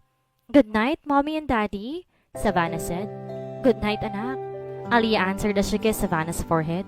Good night too, baby. Sa Sebastian naman at kinintilan din ang halik sa Savannah. Ilang sandali pa't nakatulog na ulit ang anak nila. Nakayakap ito kay Sebastian and Aliyah can't help but to smile at the sight. Too bad this won't take long, lalo na kapag bumalik sa Sebastian sa totoo niyang pamilya, kay Claire. And that thought was enough to make her smile fade in an instant. She looked at Sebastian. Nakangiti rin pala ito sa kanya. Naparanok si Aliyah nang mabasa ang intensidad sa mga titig nito. This is not the first time that he looked at her like that. The first was when they made love, but the feeling it brings, hindi yata siya masasanay. We're not yet done. We still need to talk pero sa ngayon we need to rest, Sebastian said. Tumango na lang siya dahil pakiramdam tinakasan siya ng boses niya. His stares were sending chills down to her spine, making her heart beats fast. Good night, wife, he said before drifting off to sleep. At dito na po nagtatapos ang ikatatlong kabanata ng kwentong The Unwanted Wedding. Sana'y patuloy niyong subaybayan ang susunod pang uploads. Maraming salamat! Nagising si Sebastian dahil sa sunod-sunod na click ng camera. He felt something heavy in his abdomen kaya dahan-dahan niyang minulat ang kanyang mga mata only to find his angel sitting on him while holding a camera. What are you doing, baby? He asked. Humagikik si Savannah at ginuso ang kanyang katabi. He looked at his side at doon nakita niya ang mahimbing na pagkakatulog na ni Aliyah. Napangiti na rin si Sebastian. Aliyah is in deep sleep. Nakahiga ito sa braso niya at nakayakap ang mga braso sa bewang niya. They are so close to each other. Ilang beses niya bang pinangarap ang mga ganitong eksena sa isipan niya? A million times, maybe? Nakatitig lang siya sa mukha nito. Her face is enough to make his heart go crazy. Simulat sa pool ganito na epekto sa kanya ni Aliyah. Di naman siya galit dito. In fact, he understands her even though Aliyah haven't gave him enough explanation for what she did before. Siguro nga tanga siya dahil kahit iniwan siya nito noon, natutunan pa rin niyang mahalin ang dalaga. Oo, mahal ko si Aliyah. I don't know when but I do love her. Now, at wala akong balak na pakawalan pa siya ulit. He don't know that he's capable of loving, but he did fall for this girl, and he will trade everything that he has para lang hindi na siya iwan itong muli. He pulled her close and hugged her. Sebastian even showered soft kisses to her face. Patuloy pa rin si Savannah sa pagkuha ng litrato. Hinahayaan lang naman niya iyon. Gusto pa sana niyang tumagal ang sandali na iyon pero naalala niyang kailangan niya pala niyang bumalik sa rancho. Kailangan niyang tapusin ang ilang trabahong naiwan niya kahapon. Darating din ang pinsan niyang si Nathan para tingnan ang asukarera at kailangan niya itong samahan na kausapin ang ilang tauhan doon. Marahan siyang tumayo. Binaba na rin niya si Savannah sa kama. Gusto mo na ba ng breakfast, baby? Gusto ko ng milk and cookies, Daddy. Sagot ni Savannah. Tumango naman siya at inaya ng anak ng lumabas ng kwarto. He fed Savannah and checked on his mother-in-law after. Teresa is getting better at magandang balita iyon para sa lahat. Matapos yung pakainin si Savannah, umalis na siya ng mansyon ng mga Navarro ilang minuto lang ang lumipas at nakarating na rin siya sa rancho Montefalco. Pinarada niya ang kanyang pick-up at bumaba na. Nakita niyang nakaparada na rin sa garahe ang itim na Dodge ni Nathan. Mukhang maaga ito nakarating mula Maynila. Pumuntas na siya sa mansyon. Dumiretso naman siya sa komedor na makarinig ng halakhakan doon. Naroon ang lahat na nag-aagahan. His parents, Nathan and the Don. Nagmano siya sa abuelo at mga magulang. Ginisian naman siya ni Nathan at tapos siya sa tabi nito. Looks like someone got laid. Bungad ni Nathan sa kanya. Gago, sagot lang niya. Humalakak lang naman ang pinsan niya. Kamusta si Teresa, anak? Tanong ng ina niya. Kumuha muna siya ng pagkain bago sumugot. She's getting better, Mom. That's good. I heard your wife came back. Anong plano mo, Sebastian? It is the Don who asked. Napabuntong hininga siya. Hindi niya alam kung dapat pa bang malaman ng mga ito tungkol sa mga ina niya. They're not ready yet. Hindi pa sila nakakapag-usap ni Aliyah ng maayos, pero nag-aaral na naman siya. Ayaw niyang malaman ng kanyang pamilya ang tungkol kay Savannah mula sa ibang tao. Gusto niya ay sa kanyang manggagaling. Hindi mahirap para sa Montefalco ang malaman ng lahat. Eto nga't nalaman agad namang ito na nakabalik na si Aliyah ng Monte Carlo. It will be easy for them to know that Savannah exists.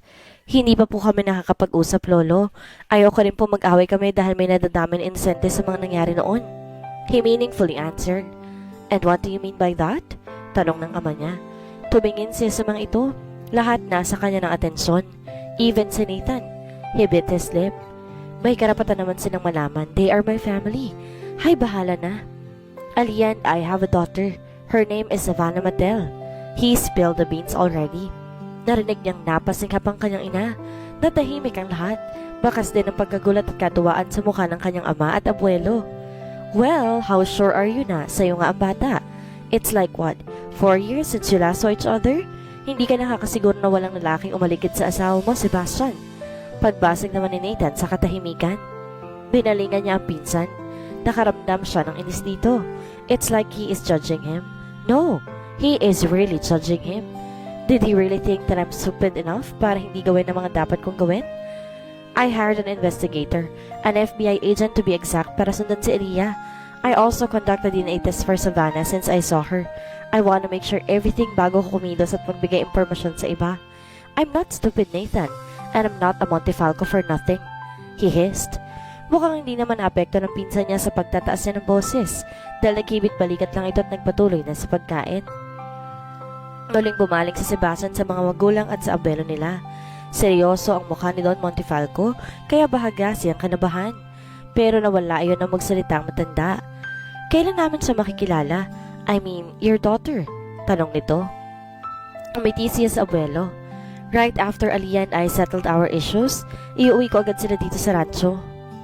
Tuwango naman ang kanyang lolo at tila sang-ayon sa kanyang mga sinabi. He even tapped his shoulder. Lalo tuloy lumakas ang loob niyang ipaglaban ng pamilya na dapat naman talagang sa kanya. Nagpatuloy sila sa pagkain at nung matapos, pumunta na sila ni Nathan sa Azucarera. Naging abala sila ng pinsan doon kung kaya't pahapon na rin ang bumalik sila sa rancho. May bisita si Lolo? Sabi ni Nathan na makita ang puting sasakyan na nakaparado sa harap ng mansyon. Kumunot ang noo ni Sebastian. Isang tao lang ang kilala niyang nagmamay-ari ng sasakyan iyon. Attorney Bartolome. Pumasok sila ni Nathan sa loob at doon, nakita nga nilang doon nakausap ang abogado nito. Hindi lang yun. Naroon din ang pinakakinaiinisan niyang babae sa buong mundo, Claire. She walked seductively towards him. Yumakap ito sa kanya at tinalikan siya sa mga labi. Nairita siya sa ginawa nito kaya tinabig niya ang babae. He has respect for girls pero binibigyan niya lang iyon sa mga babaeng karespe-respeto. What the fuck, Sebastian? Sigaw nito dahil kamuntik itong mawala ng panimbang. Stay away from me, Claire. May asawa na ako. He hissed. Mukhang hindi naman ito apektado sa sinabi niya dahil ngumisi lang ito. Asawa? She left you years ago. Yun ba ang asawa? She's never been a good wife to you. Ako lang ang nandito sa loob ng ilang taon, Sebastian. Why can't you just love me instead? Claire hissed. I don't love you, so please, stop ruining my life. Ganting sigaw niya. Nagdilim ang mukha ni Claire. Pagsisisihan mo to, Sebastian. Hindi ka magiging masaya hanggat hindi ako minamahal mo. Akin ka lang. Akin! Sigaw nito sabay marcha paalis. Hindi dapat niya ikabahala pero ganoon ang naramdaman ni Sebastian. Claire looked so serious as she said those threats. Nakaramdam bigla ng takot sa Sebastian hindi para sa sarili niya, kundi para sa mag-ina niya. She can't be serious, can she? Pinilig niyang ulot pilit inaalis sa sistema niya ang mga pagbabantang iyon. Simula nang iwan siya ni Aliyah ay palaging nakasunod sa kanya si Claire. Habol pa rin ito ng habol kahit pinagtutulakan na niya ito palayo. Kahit kailan hindi niya ito pinatulan o kahit sino mang babae. Though he has needs, dinadaan na lang niya sa pagtatrabaho ang lahat para hindi niya maisip o maramdaman ng pangailangang iyon. He went to his room after all the encounter at naligo na muna. Nagdala rin siya ng mga pamalit at nilagay iyon sa kanilang duffel bag. Nagpaalam lang siya sa kanyang magulang at sa abuelo. Naisipan kasi niyang bumalik sa mansyon ng mga Navarro. Gusto niyang makasamang muli ang anak niya at syempre na rin ang kanyang asawa. He is driving his pickup and while driving, hindi niya mapigilang mapangiti. By just a mere thought of his wife and daughter, ganun na lamang ang kasiyahang nadarama ni Sebastian. He was so in love with his daughter and of course with his wife. Aliyah, he is thinking of the activities na maaari nilang gawin sa mga susunod na araw. Ayaw muna niya ng pressure at problema. Gusto niya munang bumawi sa mag-ina niya. Kaya nga sinisikap niyang tapusin ang lahat ng naiwan niyang trabaho sa rancho para magkaroon siya ng mahabang oras para sa mga to. And it's gonna happen one of these days. Dumaan muna siya sa bayan para ibili ng pasalubong ang mag-ina niya. He bought a chocolate cake for Savannah and some puto and bibingka for Aliyah. Paborito raw ito ng kanyang asawa ayon na rin sa kwento ni Teresa sa kanya. Eksaktong alas 5 ng hapon, narating niya ang mansyon ng mga Navarro. Masaya siyang sinalubong ni Manang Salome at Savannah. Daddy! Patiling sigaw ni Savannah. Dinamba siya nito ng yakap at pinupog ng halik. Oh, his daughter is such a sweet girl. Hey, she kissed her too. Sa buong mukha pati na rin sa leeg. Napansin niyang gustong gusto yun ni Savannah. Ganon ito halikan ni Aliyah at nakakatuwa ekspresyon at hagikik nito, kaya't ganon na rin ang ginagawa niya. He loves hearing her laughter. It energizes him. Kikiliti ako, Daddy. Savannah giggled. Natawa na rin siya. Nasaan ang mommy? Tanong niya. Nasa room ni Lola po. Kausap si Dr. Pogi. Binuntutan pa ni Savannah ng hagikik. Nangunot ang noon ni Sebastian. Dr. Pogi. Matanda na si Dr. Meneses. How can you say that he's handsome? Nagtatakang tanong niya. Nasagot lang ang mga tanong niya na makita niyang pababa si Aliyah sa hagdan, kasamang isang lalaki na sa tansya niya ay sing edad niya lang rin. Wala pa man ay nagintginta ang dibdib na Sebastian dahil sa selos. May itsurong lalaki pero hindi hamak naman na lamang siya. Ibinaba niya si Savannah at inutusan nitong puntahan si Manang Salome na sinunod naman ang kanyang anak. Muli niyang ibinalik ang tingin sa dalawang nag-uusap. Ngiti-ngiti ang lalaki sa asawa niya kaya't lalo pa siyang nainis. It is obvious that the guy is sitting on his wife. Gusto niya itong sapakin pero alam niyang mali iyon. Ipapahiya ko na lang para naman mas masakit sa ego niya. I'm going to show this dickhead na mali siya ng babaeng nilalandi. Aliyah is mine. And if I say mine, it's just mine alone. Mukhang hindi pa siya napapansin ng mga ito kaya't nilapitan na niya. Tumikim siya. Wife? Sino siya? He interrupted them. Napatingin sa kanya ang dalawa. Aliyah smiled at him that made her heart leap. Damn! Kinikilig pa yata ako. Nilapitan niya si Aliyah at hinapit palapit sa kanya. Narinig niya ang pagsingap nito. Gusto niyang mapamura. Her soft body descend on him. Quaking something inside his pants at hindi yun ang tamang oras para doon. Sebastian at Aliyah. At muling nagtanong. Siya ang anak ni Dr. Meneses. Si Doc Renz Meneses. Siya munang titingin kay Mama dahil may importanteng lakad ang daddy niya. Aliyah explained. Napangisi si Sebastian sa pag-utal-utal ni Aliyah. It's obvious that she is still affected to him. Binaling na niya ang tingin sa doktor. Ngumisi ito sa kanya. Tiningnan pa siya nito mula ulo hanggang paa bago inabot ang kamay. It's obvious that he is trying to intimidate him dahil sa propesyon nito at kung sino ito. Gustong matawa ni Sebastian. Tingin niya iniisip ng batang doktor na isa lang siyang ordinaryong tao.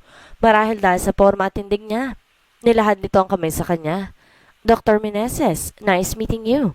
Now it is Sebastian's turn to show off. Tingnan lang natin kung hindi bumahag ang buntot mo. He extended his hand to him. Sebastian Montifalco, Aliyah's husband. Nilagyan pa niya ng diin ang salitang husband para naman maging aware ang kaharap niya kung sino ba siya. The young doctor looked appalled. Maybe because of his surname? Nawala ang kayabangan sa mukha nito. Binawi na nito ang kamay sa kanya at agarang nagpaalam sa kanila. What happened to him? Takang tanong ni Aliyah. Doctor may ass? Takot naman pala. Wika niya habang sinusundan ng tingin ang papalayong doktor. Naramdaman niya ang matiim na pagtitig sa kanya ni Aliyah, kaya nilingon niya ito. Naniningkit ang mata ng dalaga habang nakatingin sa kanya. He smirked. What? Sinadya mo yon? Tanong ni Aliyah. Muli niya itong hinapit papalapit sa kanya. Sebastian, but I have to do that, Aliyah. Dapat ko rin namang bakura ng sa akin. You are my wife at sa akin ka lang dapat. Are we clear, wifey? He asked. Sebastian? Aliyah's cheeks now were red that urges him to do something. He cupped her face and leaned down to capture her lips for a kiss. Naramdaman niya ang paninigas ni Aliyah pero hindi naglaon. Tumugon ito sa mga halik niya. He smiled. He can feel it. This won't be hard for me. You will be mine again, wife. Mommy, Daddy is here na po. Nakangiting ng lingon ni Aliyah ang anak. Bakas na bakas sa mukha ni Savannah excitement kaya natutuwa siyang lalo dito. Okay, baby. Mommy's just gonna finish packing your things. Hintayin mo na ako sa baba, alright? Sagot niya. Sige po. Savannah said at patalon-talon na lumabas ng kwarto. Mabilis na tinapos ni Aliyah ang ginagawa. Ayaw niyang paghintayin ng matagal ang anak niya. Araw yun ng linggo at pagkasunod na si Sebastian ipasal sa Savannah bilang isang pamilya. They planned to go on a park and have a picnic. Kaya naman maaga rin siya nagising para maghanda ng pagkain. Nang matapos siya sa pag-ayos ng gamit, bumaba na si Aliyah para puntahan ang mag-ama niya. Dumaan muna siya sa kwarto ng ina para tingnan ang lagay nito. Naibili niya sa nurse ang mama niya. Naroon din naman si Mang Celso at Manang Salome kaya naman kahit papaano, palagay ang loob niya. Nasa labas na si Sebastian at Savannah nang madatnan niya. Her daughter is sitting on the pickup's hood while Sebastian is busy tying her shoelace. That's beautiful sight for her. Hindi napigilan ni Aliyah ang hindi mapangiti pero kaagad rin yung napawi nang maalala niya si Claire. Questions started to enter her thoughts. Bakit nga ba narito si Sebastian? Hindi ba't may sarili na itong pamilya? Si Claire at ang anak nila. Alam ba namang itong narito sa kanila sa Sebastian at pinupunan ng pagiging ama sa anak niya? Marahil hindi alam ni Claire dahil kung alam nito, hindi niya basta na lamang papayagan si Sebastian pero I am his wife. Sa akin siya kasal. Nasa akin ang lahat ng karapatan para kay Sebastian. Hindi ko na dapat inaalala pang babaeng yun. Mommy! Tumingin siya kay Savannah. Masayang masaya ito, walang duda. Nakikita rin ni Aliyah ang kasiyahang iyon kay Sebastian. Matagal na dapat nangyari sa mag-amang ito ang mga bagay na yun. Bakit nga ba nagpadaig ako sa takot ko? Bakit pa inuna ko pang iba kaysa sa sarili kong kapakanan? At lalo na sa anak ko. Bakit? Lahat ng karapatan kay Sebastian bilang ama ay nakay Savannah rin. Bakit ba parang lumalabas na kami pang nakikihati? Napalunok si Aliyah. Tears started to form on her eyes. Ngayon niya napagtanto kung ganon siya katanga sa desisyong ginawa niya noon. Pinagsisiyan na niya ito ngayon. She was brave to stand on her own but not responsible enough to face the consequences of her actions. And that is how stupid she is. She wiped her tears. Nangyari na ang nangyari at wala na siya magagawa para baguhin pa iyon pero sa pagkakataong to, may panahon pa siya para bumawi at itama ang lahat. Gagawin ko lahat-lahat para kay Savannah. She deserves to be happy and have a complete family at uumpisan ko yun sa pagbawi kay Sebastian. Sa asawa ko. Mukhang napagod siya ng sobra. I bet she is. Sebastian took Savannah to bed. Masaya at naging nakakapagod ang maghapon nila sa park. Nagbonding ng gusto mag-ama at naging napakasaya ni Aliyah habang pinapanood ang dalawang maghabulan at pagpalipad ng saranggola. Hindi man sila nakapag-usap ni Sebastian pero pakiramdam niya ayos ng lahat sa pagitan nila pero na lamang sa isang bagay. But that can wait. Ayaw niyang maistorbo sila ng mga alalahanin kaya tahayaan na lang niya na ang panahon na magdala sa kanila sa sitwasyon na kailangan talaga. Nilang buksan ang ganong usapin. Lumabas siya sa kwarto ni Savannah at nagtuloy sa kanyang silid para makapagbihis ng sarili. She wore her comfortable nightgown at pagkatapos, muling lumabas ng silid para doon matulog sa kwarto ni Savannah. Tahimik na ang paligid at sa tingin ni Aliyah, nakauwi na rin si Sebastian pero nasurpresa siya na makapasok sa silid ng anak. Naroon pa si Sebastian, nakahiga sa tabi ni Savannah. Gising pa ito tahimik lang nakamasid sa kanilang anak. That warmed her heart. Tumingin sa direksyon niya sa Sebastian na mapansin itong presensya niya. He smiled. Marahan itong umalis sa kama at pumunta sa direksyon niya. Her heartbeat turns fast as he went near her. Hinawakan ni Sebastian ang kamay niya at hinila siya palabas ng kwarto. Saan tayo pupunta? Tanong niya. Wala tayo naging oras kanina. This time is ours and I don't take no as an answer, he said. Napailing na lamang si Aliyah. Wala rin naman sa plano niyang pumalag. Isa pa gusto niya rin to. Gusto niya pang makasama sa Sebastian ng asawa niya. Hindi na siya nagtanong pa nang sumakay sila sa pick-up nito. Nanatiling hawak lang na Sebastian ng kamay niya habang nagmamaneho ito papunta sa lugar kung saan ito lang ang nakakaalam. At kung saan man yon, wala na rin pakialam si Aliyah. Kahit ngayon lang, gusto kong maging asawa sa kanya. Gusto kong sumaya kasamang lalaking mahal ko. Mahal niya sa Sebastian. Hindi na niya itatanggi yon. Ayaw niyang imaidagdag pa yon sa mga bagay na pagsisisihan niya. Huminto ang pick-up sa isang madilim at tahimik na highway. Bumaba si Sebastian kaya't sumunod na rin si Aliyah. Tanging ang buwan lang ang nagsisilbing liwanag sa dilim. Dumiretso si Sebastian sa likod ng pick-up kaya't sumunod siya. Nakaharap ang sasakyan niya sa mismong kalsada, habang ang likuran kung saan araw ng malaking espasyo ng pick-up, nasa overlooking na tanaw ang buong Monte Carlo. Walang kahit na anong bakas ng tao sa paligid, pero imbes na matakot ay naging napakaromantiko pa ng tanawing iyon para kay Aliyah. Napakaliwanag ng kalangitan kahit pa napakalalim ng gabi. Nasisiguro ni Aliyah na sila lang nasibasa ng tao roon pero hindi siya makakaramdam ng kahit anong pangamba. Umakyat siya sa likod ng pick-up. Hindi na siya nasurpresa na makitang may sapin at mga unang naroroon. Lihim na napangiti si Aliyah. Mukhang plinano talaga ni Sebastian ang gawing iyon. Sebastian tapped the space beside him kaya naman, doon siya naupo. Umakbay ang isang braso nito sa kanya na hinayaan naman ni Aliyah. She leaned her head in his chest at tahimik nilang pinagbasdan ng tanawin sa harap. Paano si Savannah? I'm sure hahanapin niya ako kapag nagising siya, pagbukas ni Aliyah sa usapan. Sinabihan ko na si Manang Salome na tawagan ka agad tayo kapag nariniyari yun. I got it all covered. Wala ka nang may papalusot sa akin, Aliyah. Sagot ni Sebastian. Aliyah laughed. Wala naman sa isip ko ang tumakas si Sebastian. Hindi ko lang talaga maiwasang alalahanin si Vanna simula nang maipanganak ko siya. Kwentuhan mo ko. Sebastian said while playing with her fingers. Hawak nito ang isang kamay niya habang nilalaro ang mga daliri niya sa palad nito. Tungkol ba saan? She asked. Sa anak natin.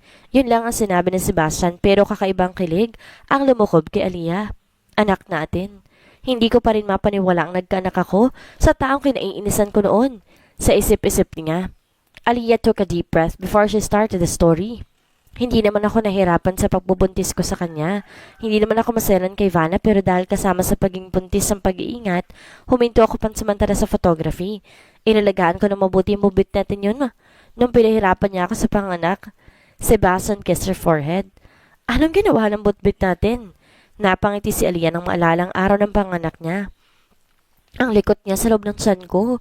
Ang daming exercise routine pang ginawa sa akin ng ubi para lang makapwesto na maayos si Vanna. Tapos dry labor pa. Dugo ang kasama niya, hindi tubig. Kaya halos 7 oras ako sa ER. 1 oras mahigit na exercise and the rest is yung delivery na. Normal delivery pa rin ang ginawa ko kahit pinipilit ako ng doktor na mag-undergo ng CS dahil malaki nga ang bata. Sana nasa tabi mo ko noong mga panahon na yun. Hindi ka na sana nahirapan ng gusto. Sebastian said. It's a beautiful pain. Kung mangyayari man ulit ang bagay yun sa akin, ganun pa rin ang gagawin ko. Sagot ni Aliyah. Nah, that's unfair, wife. 2 tayong nagpakahirap na gawin si Vanna tapos ikaw lang naghihirapan nung nanganak ka na. Sa bagay, di naman ako nahirapan nung ginawa natin si Vanna. Ang totoo niyan, masarap pa nga ang... Sebastian? Parang gustong umusok ng ilong ni Aliyah. Kinurot niya sa tagiliran si Sebastian at tinawanan lang naman ito. Loko talaga. Alalahanin daw ba kung paano namin ginawa si Vanna? Kung hindi ba naman talaga sira ulo? Hindi huminto si Aliyah sa pagkurot kay Sebastian, kaya gumanti na ang huli sa pamamagitan ng pagkiliti. Napuno ng halaka kanilang buong paligid and the two doesn't seem to mind it. Nahinto lang ang tawanan na iyon nang tila pakiramdam nila. Pumaibabaw si Sebastian kay Aliyah. The atmosphere starts to fire up and the tension between them got thicker. Desire and love was the only emotion that Aliyah can see through Sebastian's eyes, and so is she. Lust starts to overpower their control. Wala lang nakapigil pa roon lalo pa na maglapat na ang kanilang mga labi. It was a sweet, passionate kiss. Para bang sa pamamagitan ng mga halik na iyon, pinararamdam nila ang pangungulila sa isa sa nakalipas na taon. Sebastian became aggressive as seconds passed. He sucked, sipped and nibbled Aliyah's lips until it got swollen. Matagal na niyang gustong gawin ito sa asawa. Hindi niya rin alam kung paano siya nakapagtiis pero hindi na yun mahalaga sa ngayon. Mabilis na rin ang mga naging pagkilos ni Aliyah. Nagsimulang gumala ang mga kamay niya sa katawan ni Sebastian. To his nape, to his chest, down to his abdomen.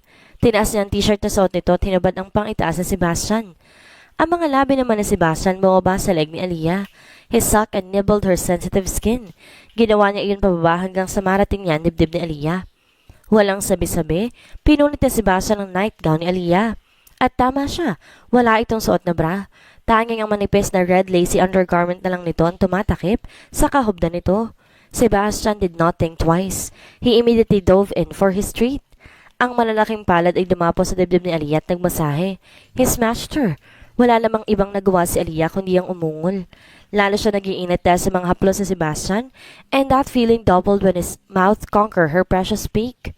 Naglikot ang dila ni Sebastian sa dibdib ni Aliyah, dadahilan ng pag-arko ng katawan ng huli. Paulit-ulit yung ginagawa ni Sebastian sa magkabilaan niyang dibdib. Sinasamahan pa nito ng pagsipsip, na lalo nagpapalakas ng ungol ni Aliyah. Sebastian, she moaned. Hindi naman binigo ni Sebastian ang hiling ng kanyang asawa. Naglandas ang isang kamay niya paibaba sa sentro ng asawa. Aliyah is in her full nakedness. Hindi na nag-aksaya pa ng panahon sa Sebastian. Napakapit si Aliyah sa balikat ni Sebastian. That feels good. Ngumisa si Sebastian. He is enjoying what he sees. Lalo siyang nag-iinit sa kaalamang napapaligay niya si Aliyah. Aliyah sighed in pleasure. Nakagat niya ibabang labi sa pagpapigil na maisigaw ang pangalan ni Sebastian. It's just his fingers but it's too much for her to handle. Parang sinisilaban ng buong katawan niya sa sobrang init. Sweat starts to form on her forehead. Hindi na napigilan ni Aliyah. She screamed his name out of pleasure. Naroon sa Sebastian sa sentro niya tinitikman. Tinitikman? Hindi pala yun ang tamang salita dahil mas tamang sabihin kinakain nito at nasarapan siya. Napaarko ang likod ni Aliyah na maglaro ang dila ni Sebastian sa sensitibong laman niya. Her toes curled. She's getting wetter and wetter. Sebastian's tongue lashed back and forth to her walls. And darling his tongue inside her hole. Hindi na natapos ni Aliyah ang sasabihin and she came and shiver because of so much pleasure. Pumantay si Sebastian sa kanya at muling sinakop ang kanyang mga labi. Aliyah doesn't mind if she hates herself in his mouth. In fact, she even finds it so erotic. Nagpatuloy sila sa paghalikan. It is a passionate kiss. Sebastian playfully plays her tongue. Denise just kissed him back on the other hand and that's what she felt inside her. Magkasabay nilang ungol. Sebastian put her legs around his waist. Hinawakan ang bewang. She almost forgot the feeling but now that Sebastian is here, everything that happened to them got back to her. Nagsimulang bumilis ang galaw ng Sebastian. Lalo pa siyang nabaliw sa ginawa nito. He smashed her and bent down.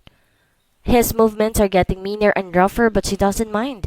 Gusto niyang ginagawa ni Sebastian dahil natatamaan nito ang pinakasensitibong parte niya na nagbibigay sa kanya ng masarap na pakiramdam. Napakanga si Aliyah. Halos tumirik ang mata niya dahil sa sensasyong lumulukob sa kanya. Sebastian kissed her again and whispered, I'm hitting your spot, baby, he said and licked her ear down to her neck. At dito na po nagtatapos ang ika-4 na kabanata ng kwentong The Unwanted Wedding. Sana'y patuloy niyo subaybayan ang susunod pang uploads. Maraming salamat! Yumakap si Aliyah kay Sebastian. Patuloy sa pag-indayog ang mga katawan nila. Sasayaw na sila lang dalawa ang pareha. Ilang sanalipat narating na ni Aliyah ang rurok ng kaligayahan sa pangalawang pagkakataon.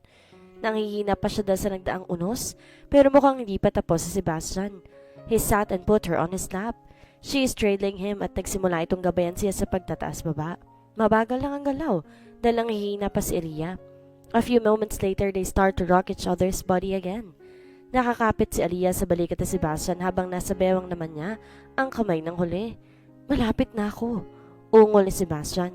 Mas pinagbuti ni Aliyah ang pagtataas baba kay Sebastian. Hindi nga nagtagal, sabay nilang narating ang langit. Magkadikit ang mga noon nila. Both are panting hard at merong mga ngiti sa labi. I love you, Sebastian. Dala ng emosyon at na nangyari ilang sandali pa lang nakakaraan, nasabi ni Aliyah ang nararamdaman niya. Bakas sa mukha ni Sebastian ang pagkagulat. Hindi ito nakapagsalita kaagad kaya naman nakaramdam si Aliyah ng panghihinayang at sakit sa kanyang dibdib. Napayoko siya pero kaagad iyong iniangat ni Sebastian. Kasasabi mo palang na mahal mo ko, pero bakit mo kang pinagsisiyan mo na iyon agad? He said. Napaiwas siya ng tingin pero muli siyang pinaharap ni Sebastian. He cupped her cheeks and made her look at him. Only at him. Say it again. Utos ito. Matagal siyang hindi nakapagsalita. Her heart is ramming so fast. Pakiramdam ni Aliyah kakawala na iyon sa kanyang dibdib. Ano bang sandali? Don't make me wait again, Aliyah. Ilang taon kitang hinintay na bumalik sa akin. At ngayon narito ka na hindi ako papayag na hindi mo ako mamahalin. Kasi ako, mahal na mahal kita, Aliyah. Wala na akong pakialam sa nangyari noon. Mahal kita at yun ang importante sa ngayon. We will start anew because I don't have any plans on letting you go. I won't let you leave me again. Puno ng determinasyon, sabi ni Sebastian. Hindi alam ni Aliyah ang gagawin. She was so overwhelmed kaya imbes na sagutin ang mga sinabi ni Sebastian, ay hinalikan na lang niya ito. Tama sa Sebastian, wala na rin siyang pakialam sa nakaraan. That is all in the past now at kung gusto nilang magsimula muli, dapat nilang kalimutan yon. Mahal na mahal niya ito kaya wala na rin siyang plano na iwan ng asawa. Ipaglalaban niya ito kahit pa kay Claire. Mahal din kita, Sebastian, she said after kissing him. Ngumiti ito na tila nakahinga ng maluwag. Then let's start making baby number 2 now, he said at dinaganan siya ni Sebastian. Napuno ng tawanan nila ang tahimik na yuming iyon. Tawanang nauwi muli sa isang mainit na pagniniig. Aliyah released another deep sigh. She felt confused, frustrated, and worried at the same time. Isang linggong nakalipas simula nang huli niyang makita si Sebastian. Ni pagtawag, hindi dito ginawa sa kanya. Savannah misses him at naaawa na siya sa anak niya dahil pa na ito sa pag-iyak tuwing hahanapin sa kanya si Sebastian. Hindi niya gustong pag-isipan na masama si Sebastian pero yun lang ang naiisip niya. Dahil ba nakuha na nitong gusto? Ganun na lang yun? Iiwan siya at hindi niya magpaparamdam.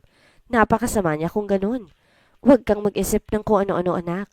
I know Sebastian won't do such a thing. Pukaw ng ina niya sa kanyang atensyon. Napabuntong hininga siya at binalingan ito. Nakahiga pa rin sa kamang ina niya pero bumubuti na ang kondisyon nito. Ika nga ng doktor muling lumaban ng mama niya sa sakit nito. Hinawakan niyang kamay ng ina at tipid ng umiti. Hindi ko maiwasan, ma. Nung isang linggo lang halos araw-araw siyang narito. Hindi ako sanay na wala siya. He's always here since I came back. Isa pa si Savannah. Nasasaktan ng anak ko, ma. Kung ganun, bakit di mo siya puntahan? Kung talagang nag-aalala ka at iniisip mo si Savannah, puntahan mo na ngayon din si Sebastian, anak. Sagot ng ina niya. Natigilan siya.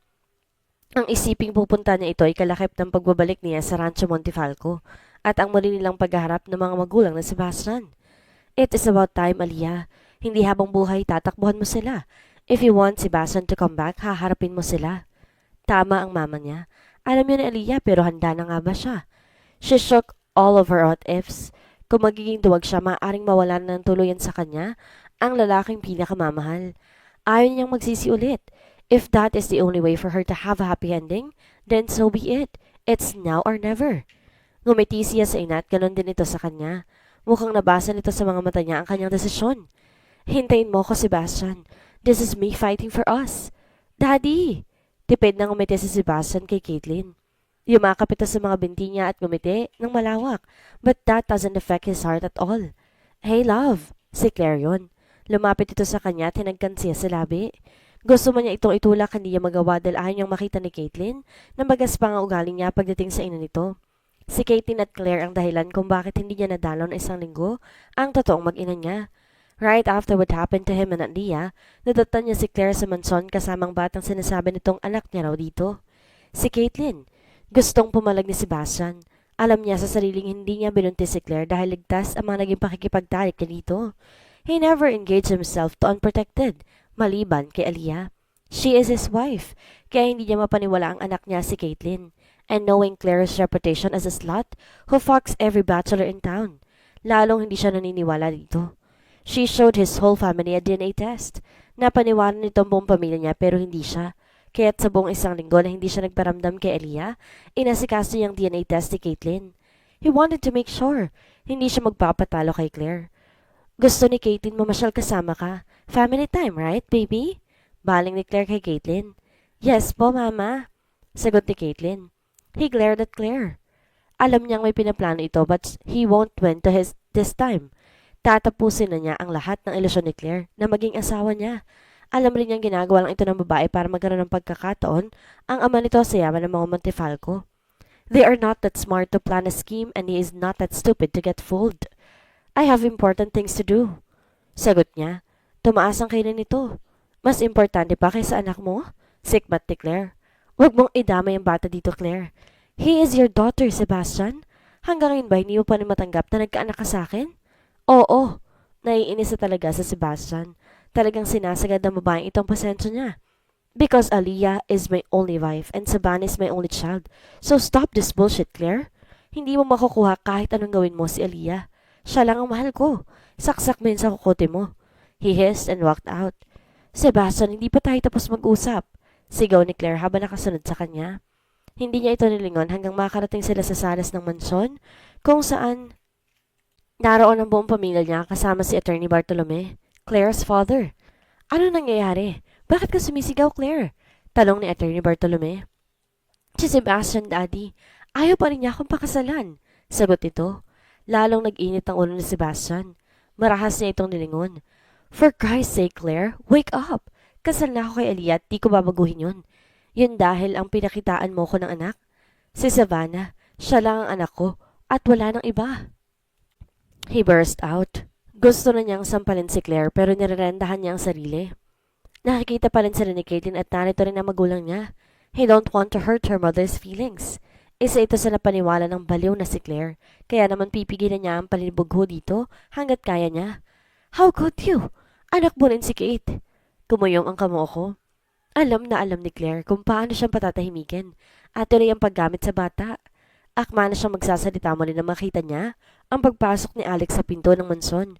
Kumudlit ang kaunting pag-asa kay Sebastian. Just right in time. Sumenya sa kanya si Alex at bahaga lang siyang tumango dito. Tinoon niya ulit ang atensyon kay Claire. And you expect me to believe that? He sarcastically said. We already showed you Caitlin's DNA result. Ano ba ang gusto mong pruweba, Sebastian? Singit ni Attorney Bartolome. Tinignan niya ito ng masama. At tingin mo, tanga ko para paniwalaan kayo? I know na kaya niya ito ginagawa dahil sa yaman ni Lolo.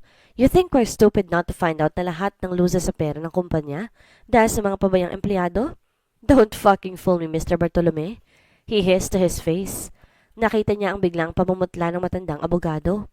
Anong ibig mong sabihin, Sebastian? Ang Don ang nagsalita. Bumaling siya dito at sumagot. Oras na para putulin niya ang lahat ng kalokohan ng mag-amang Bartolome. Nathan and I investigated on our own, Lolo. Maraming investors na nag-invest ng pera nila sa atin in the past 2 years, pero walang naging improvement. Nakapagtatakang lalong lumulubog ang sektor ng agrikultura ng kumpanya natin. Turns out, hindi lahat ng budget na alam mong nilalaan sa bawat sakahan at sa karera ay nakakarating. In short, tinitipid. Kaya imbes dumaming produkto, lalo yung kumukonti at tayo nalulugi. He said. Bumaling siya kay Attorney Bartolome. Napangisi siya nang hindi na maipinta ang itsura nito ngayon. Dahil ang pinagkakatiwalaan mo ng lahat, pinipeke ang mga dokumento at ibinubulsa ang pera. Tama ko, di ba, Attorney Bartolome? He smirked. Lumapit ang abogado sa kanyang abuelo. Hindi totoo ang sinasabi niya, Don Montifalco. Hindi kayo magagawa sa inyo. Nagtitiwala kayo sa akin, hindi ba? He plead. Lahat ng nararoon na sa kanyang abuelong atensyon. Tila hinihintay ang magiging reaksyon nito sa mga nangyayari. At sa tingin mo ba, attorney? Pagsisinungalingin ako ng apo ko? Sagot ng Don. Lalong bumadha ang takot sa mukha ng abogado. Sebastian felt proud of himself. Konti na lang alam niyang matatapos ng larong ito ng mga Bartolome. Matagal ko nang alam na niloloko mo at pinagnakawan. Kaya naman hindi mo rin alam na kumuha na ako ng bagong pinagkakatiwalaan. Attorney Escudero will process this case. Magkikita tayo sa korte, his grandfather said. Hindi mo pwedeng gawin sa akin to, Don Montifalco. May kontrata akong pinamahan sa inyo. Isa pa wala ka namang ebidensya na... Naputo lang sasabihin ni Attorney Bartolome nang sumingit si Alex sa usapan. I have all the evidences here, old man. Alex said as he handed a brown envelope to his grandfather. Kapag iniabot ito sa kanya ang isang envelope. Here is the DNA test result. Ang tagal na release, bro. Nainip ako. Mabuti na lang may nakasabay akong maganda at sexy babae doon. Nakangising sabi nito. Hindi na lang pinansin ni Sebastian ang sinabi ni Alec at nagpasalamat na lamang dito. Nagpa-DNA test ka? May panginig sa boses ni Claire. His grin widened. Bakit? Anong masama doon? Scared that I might not know na peke lahat ng pinakita mong result sa amin? Hindi sumagot si Claire. Nag-iwas lang ito ng tingin. Napansin niya ring namutla ito. Ha! Cat got her tongue. Hindi na niya ito pinansin. He opened the envelope and read the results. At gaya nga ng kutob niya, hindi sa kanya si Kate. The result shows negative. It's negative, he said. No! Sigaw ni Claire. It is, so shut the fuck up. Kinuha ni Claire ang envelope sa kanya at tinapon yun. She became hysterical. Hindi pwede maging negative ang resulta.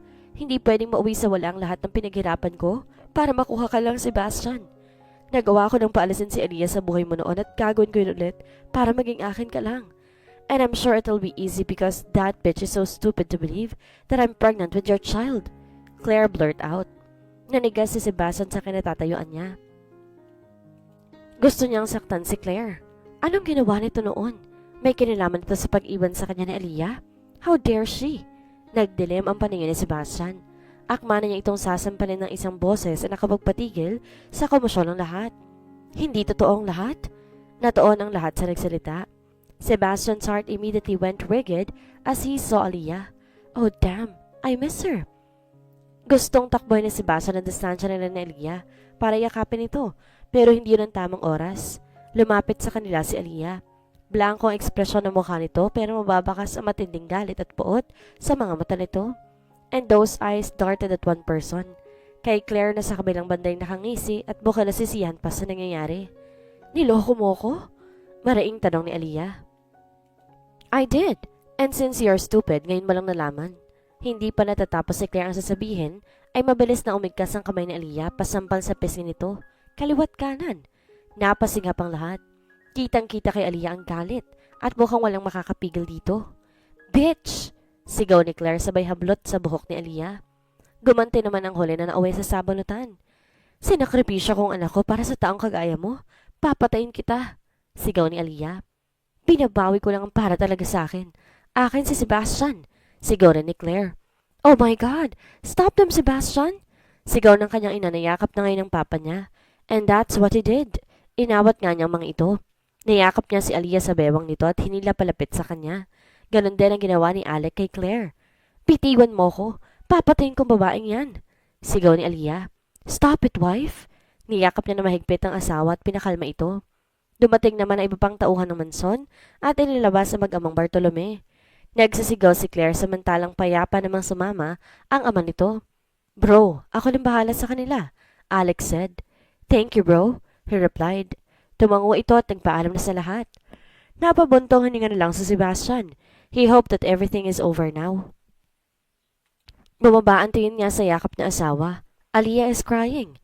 Binalot ang takot at pag-alala ang dibdib niya. Wifey, he called. Aliyah looked up at him. Hilam ng luha ang mukha nito. Si Claire, siyang dahilan kung bakit kita iniwan noon, she said between her sobs. Lalo siya nakaramdam ng galit para kay Claire. Kumuyaw ang kamao niya. He will make sure that Claire and his father will be rotting in jail. Aliyah slowly opened her eyes. Nilibot ang tingin sa buong paligid at to na pagtanto niyang nasa loob siya ng silid ni Sebastian. Nilala siya rito ng asawa matapos ang naganap na revelasyon sa pagitan nila ni Claire kanina lang. Nakatulog siya dala ng sobrang pag-iyak. Kahit paano gumaan ang pakiramdam niya. Nakwento na rin niya kay Sebastian sa mga magulang nito ang tunay na nangyari. They're all mad of the Bartolome, lalo na si Sebastian. Hindi ito pumayag sa gusto niya na hayaan na lamang si Claire. He was really determined to put her in jail. Hinayaan na lamang niya ito. Hindi na rin mahalaga ang mga nangyari noon dahil para sa kanya tapos na yon. Tapos na ang lahat. Maaari na sila magsimulang muli ni Sebastian. Natoon na atensyon ni Aliyah sa pinto nang bumukas iyon. Mula roon pumasok ang ina na Sebastian. Her mother-in-law Matilda smiled at her. Umupo ito sa gilid ng kama at hinawakan ang kamay niya. How are you feeling? She asked. Tipid siyang umiti. Maayos naman po, Mrs. Montefalco. Oh, you don't call me that. It's Mama Matel, remember? Kay gaan namang ngiti nito at sinahabang sinasabi yon. Hindi alam ni Aliyah pero nangilid kaagad ang mga luha niya at walang sabi-sabing niyakap ang biyanan. She just feel that it was the right thing to do. Malaking disappointment din ang naibigay niya sa biyanan kaya dapat na humingi siya ng tawa dito. The Montefalco are good people and they deserve the apology. Sorry, Mama Matel. Sorry for hurting Sebastian back then.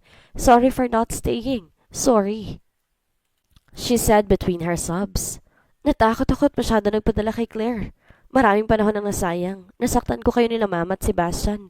Nasaktan ko rin ang anak ko. Pinagsisiyan ko ng lahat ng yun. Matel hugged her back. I already forgive you, Iha. You know why? Tagot nito. Tumingin sa dito. Matel wiped her tears before answering kasi nakita ko ang pagbabago kay Sebastian. Sa maikling panahong nakasama ka niya, nakita kong nagbagong pananaw niya sa buhay. He became the man I want him to be. A man like his dad, and I'm really thankful for you to do that. I forgive you, Aliyah, because I know that this time will come. Nababalik ka para sa anak ko. It may sound creepy, but I saw the two of you grow old together. Matel said as a tear rolled down her eyes. Niyakap niya itong muli ng mahigpit. Maraming salamat sa pagpapatawad, Mama Matel. You deserve it. Ilang sandali pang nanatili si Mama Matel sa silid niya bago ito magpaalam na maghahanda na para sa hapunan. Siya naman ay nanatili lang sa silid at hinintay si Sebastian. Lalo nakagaan sa pakiramdam niya ang pag-uusap na iyon. Everything is falling to the right basis. Hindi naman matagal ang sandali, sa Sebastian naman ang pumasok sa silid. Napakulot ang noon niya na mapansing bihis na bihis ito. He is wearing a casual black polo na nakatupi ang manggas hanggang sa may siko. Nakabukas din ang 2 botones ng polo shirt ito sa dibdib, showing his magnificent chest. Nakaslacks ito at itim leather shoes. His hair is well fixed too. Nanonood din sa ilong niya ang pabango nito. All in all, Sebastian is so damn handsome right now. Saan ang lakad mo? She asked. You mean, natin? Sagot ni Sebastian sabay abot sa kanya ng isang malaking kahon. Where this? Lalabas tayo, he said. Hihintayin kita sa kotse ko. Pagkatapos, tumubas na ulit ito ng silid. Nagkibit na lang siya at sinunod ang sinabi nito. Aliyah took a quick bath and readied herself. Natural na malantik ang mga pilikpata niya at natural ding mapula ang mga labi niya, kaya hindi na siya nag-abala pang maglagay ng make-up. She fixed her hair in a bun and wear the red off-shoulder dress that Sebastian gave to her. Bumagay sa kanya iyon dahil natural siyang maputi. Sinuot niya rin ang flats na kapareha noon at tumabas na ng kwarto para puntahan si Sebastian. Nadatan niya ito sa pick-up. He was all smiles. Kumabog ng mabilis ang dibdib niya. Napangiti na rin si Aliyah. She never thought of the possibilities that she might fall for this man, but she did, at walang mali sa pakiramdam na iyon. Pinagbuksan siya nito ng pinto. Saan ba talaga tayo pupunta? Pagtatanong niyang muli. Just hop in, wifey. It's a surprise. Hindi pa rin mawala sa mga labi nito ang ngiti. Ayaw na rin niyang humaba pang usapan kaya sumakay na siya. Tahimik lamang sila sa biyahe nang may maalala siya. Oo nga pala, hindi ko pa natatawagan si Savannah. She said and was about to pick her phone nang pigilan siya ni Sebastian. Natawagan ko na siya. Don't worry, Manang Salome is taking good care of her. Sagot ni Sebastian. Napangiti siya sa sinabi nito. She misses you. Si Savannah lang ba talagang nakakamiss sa akin? He teasingly asked.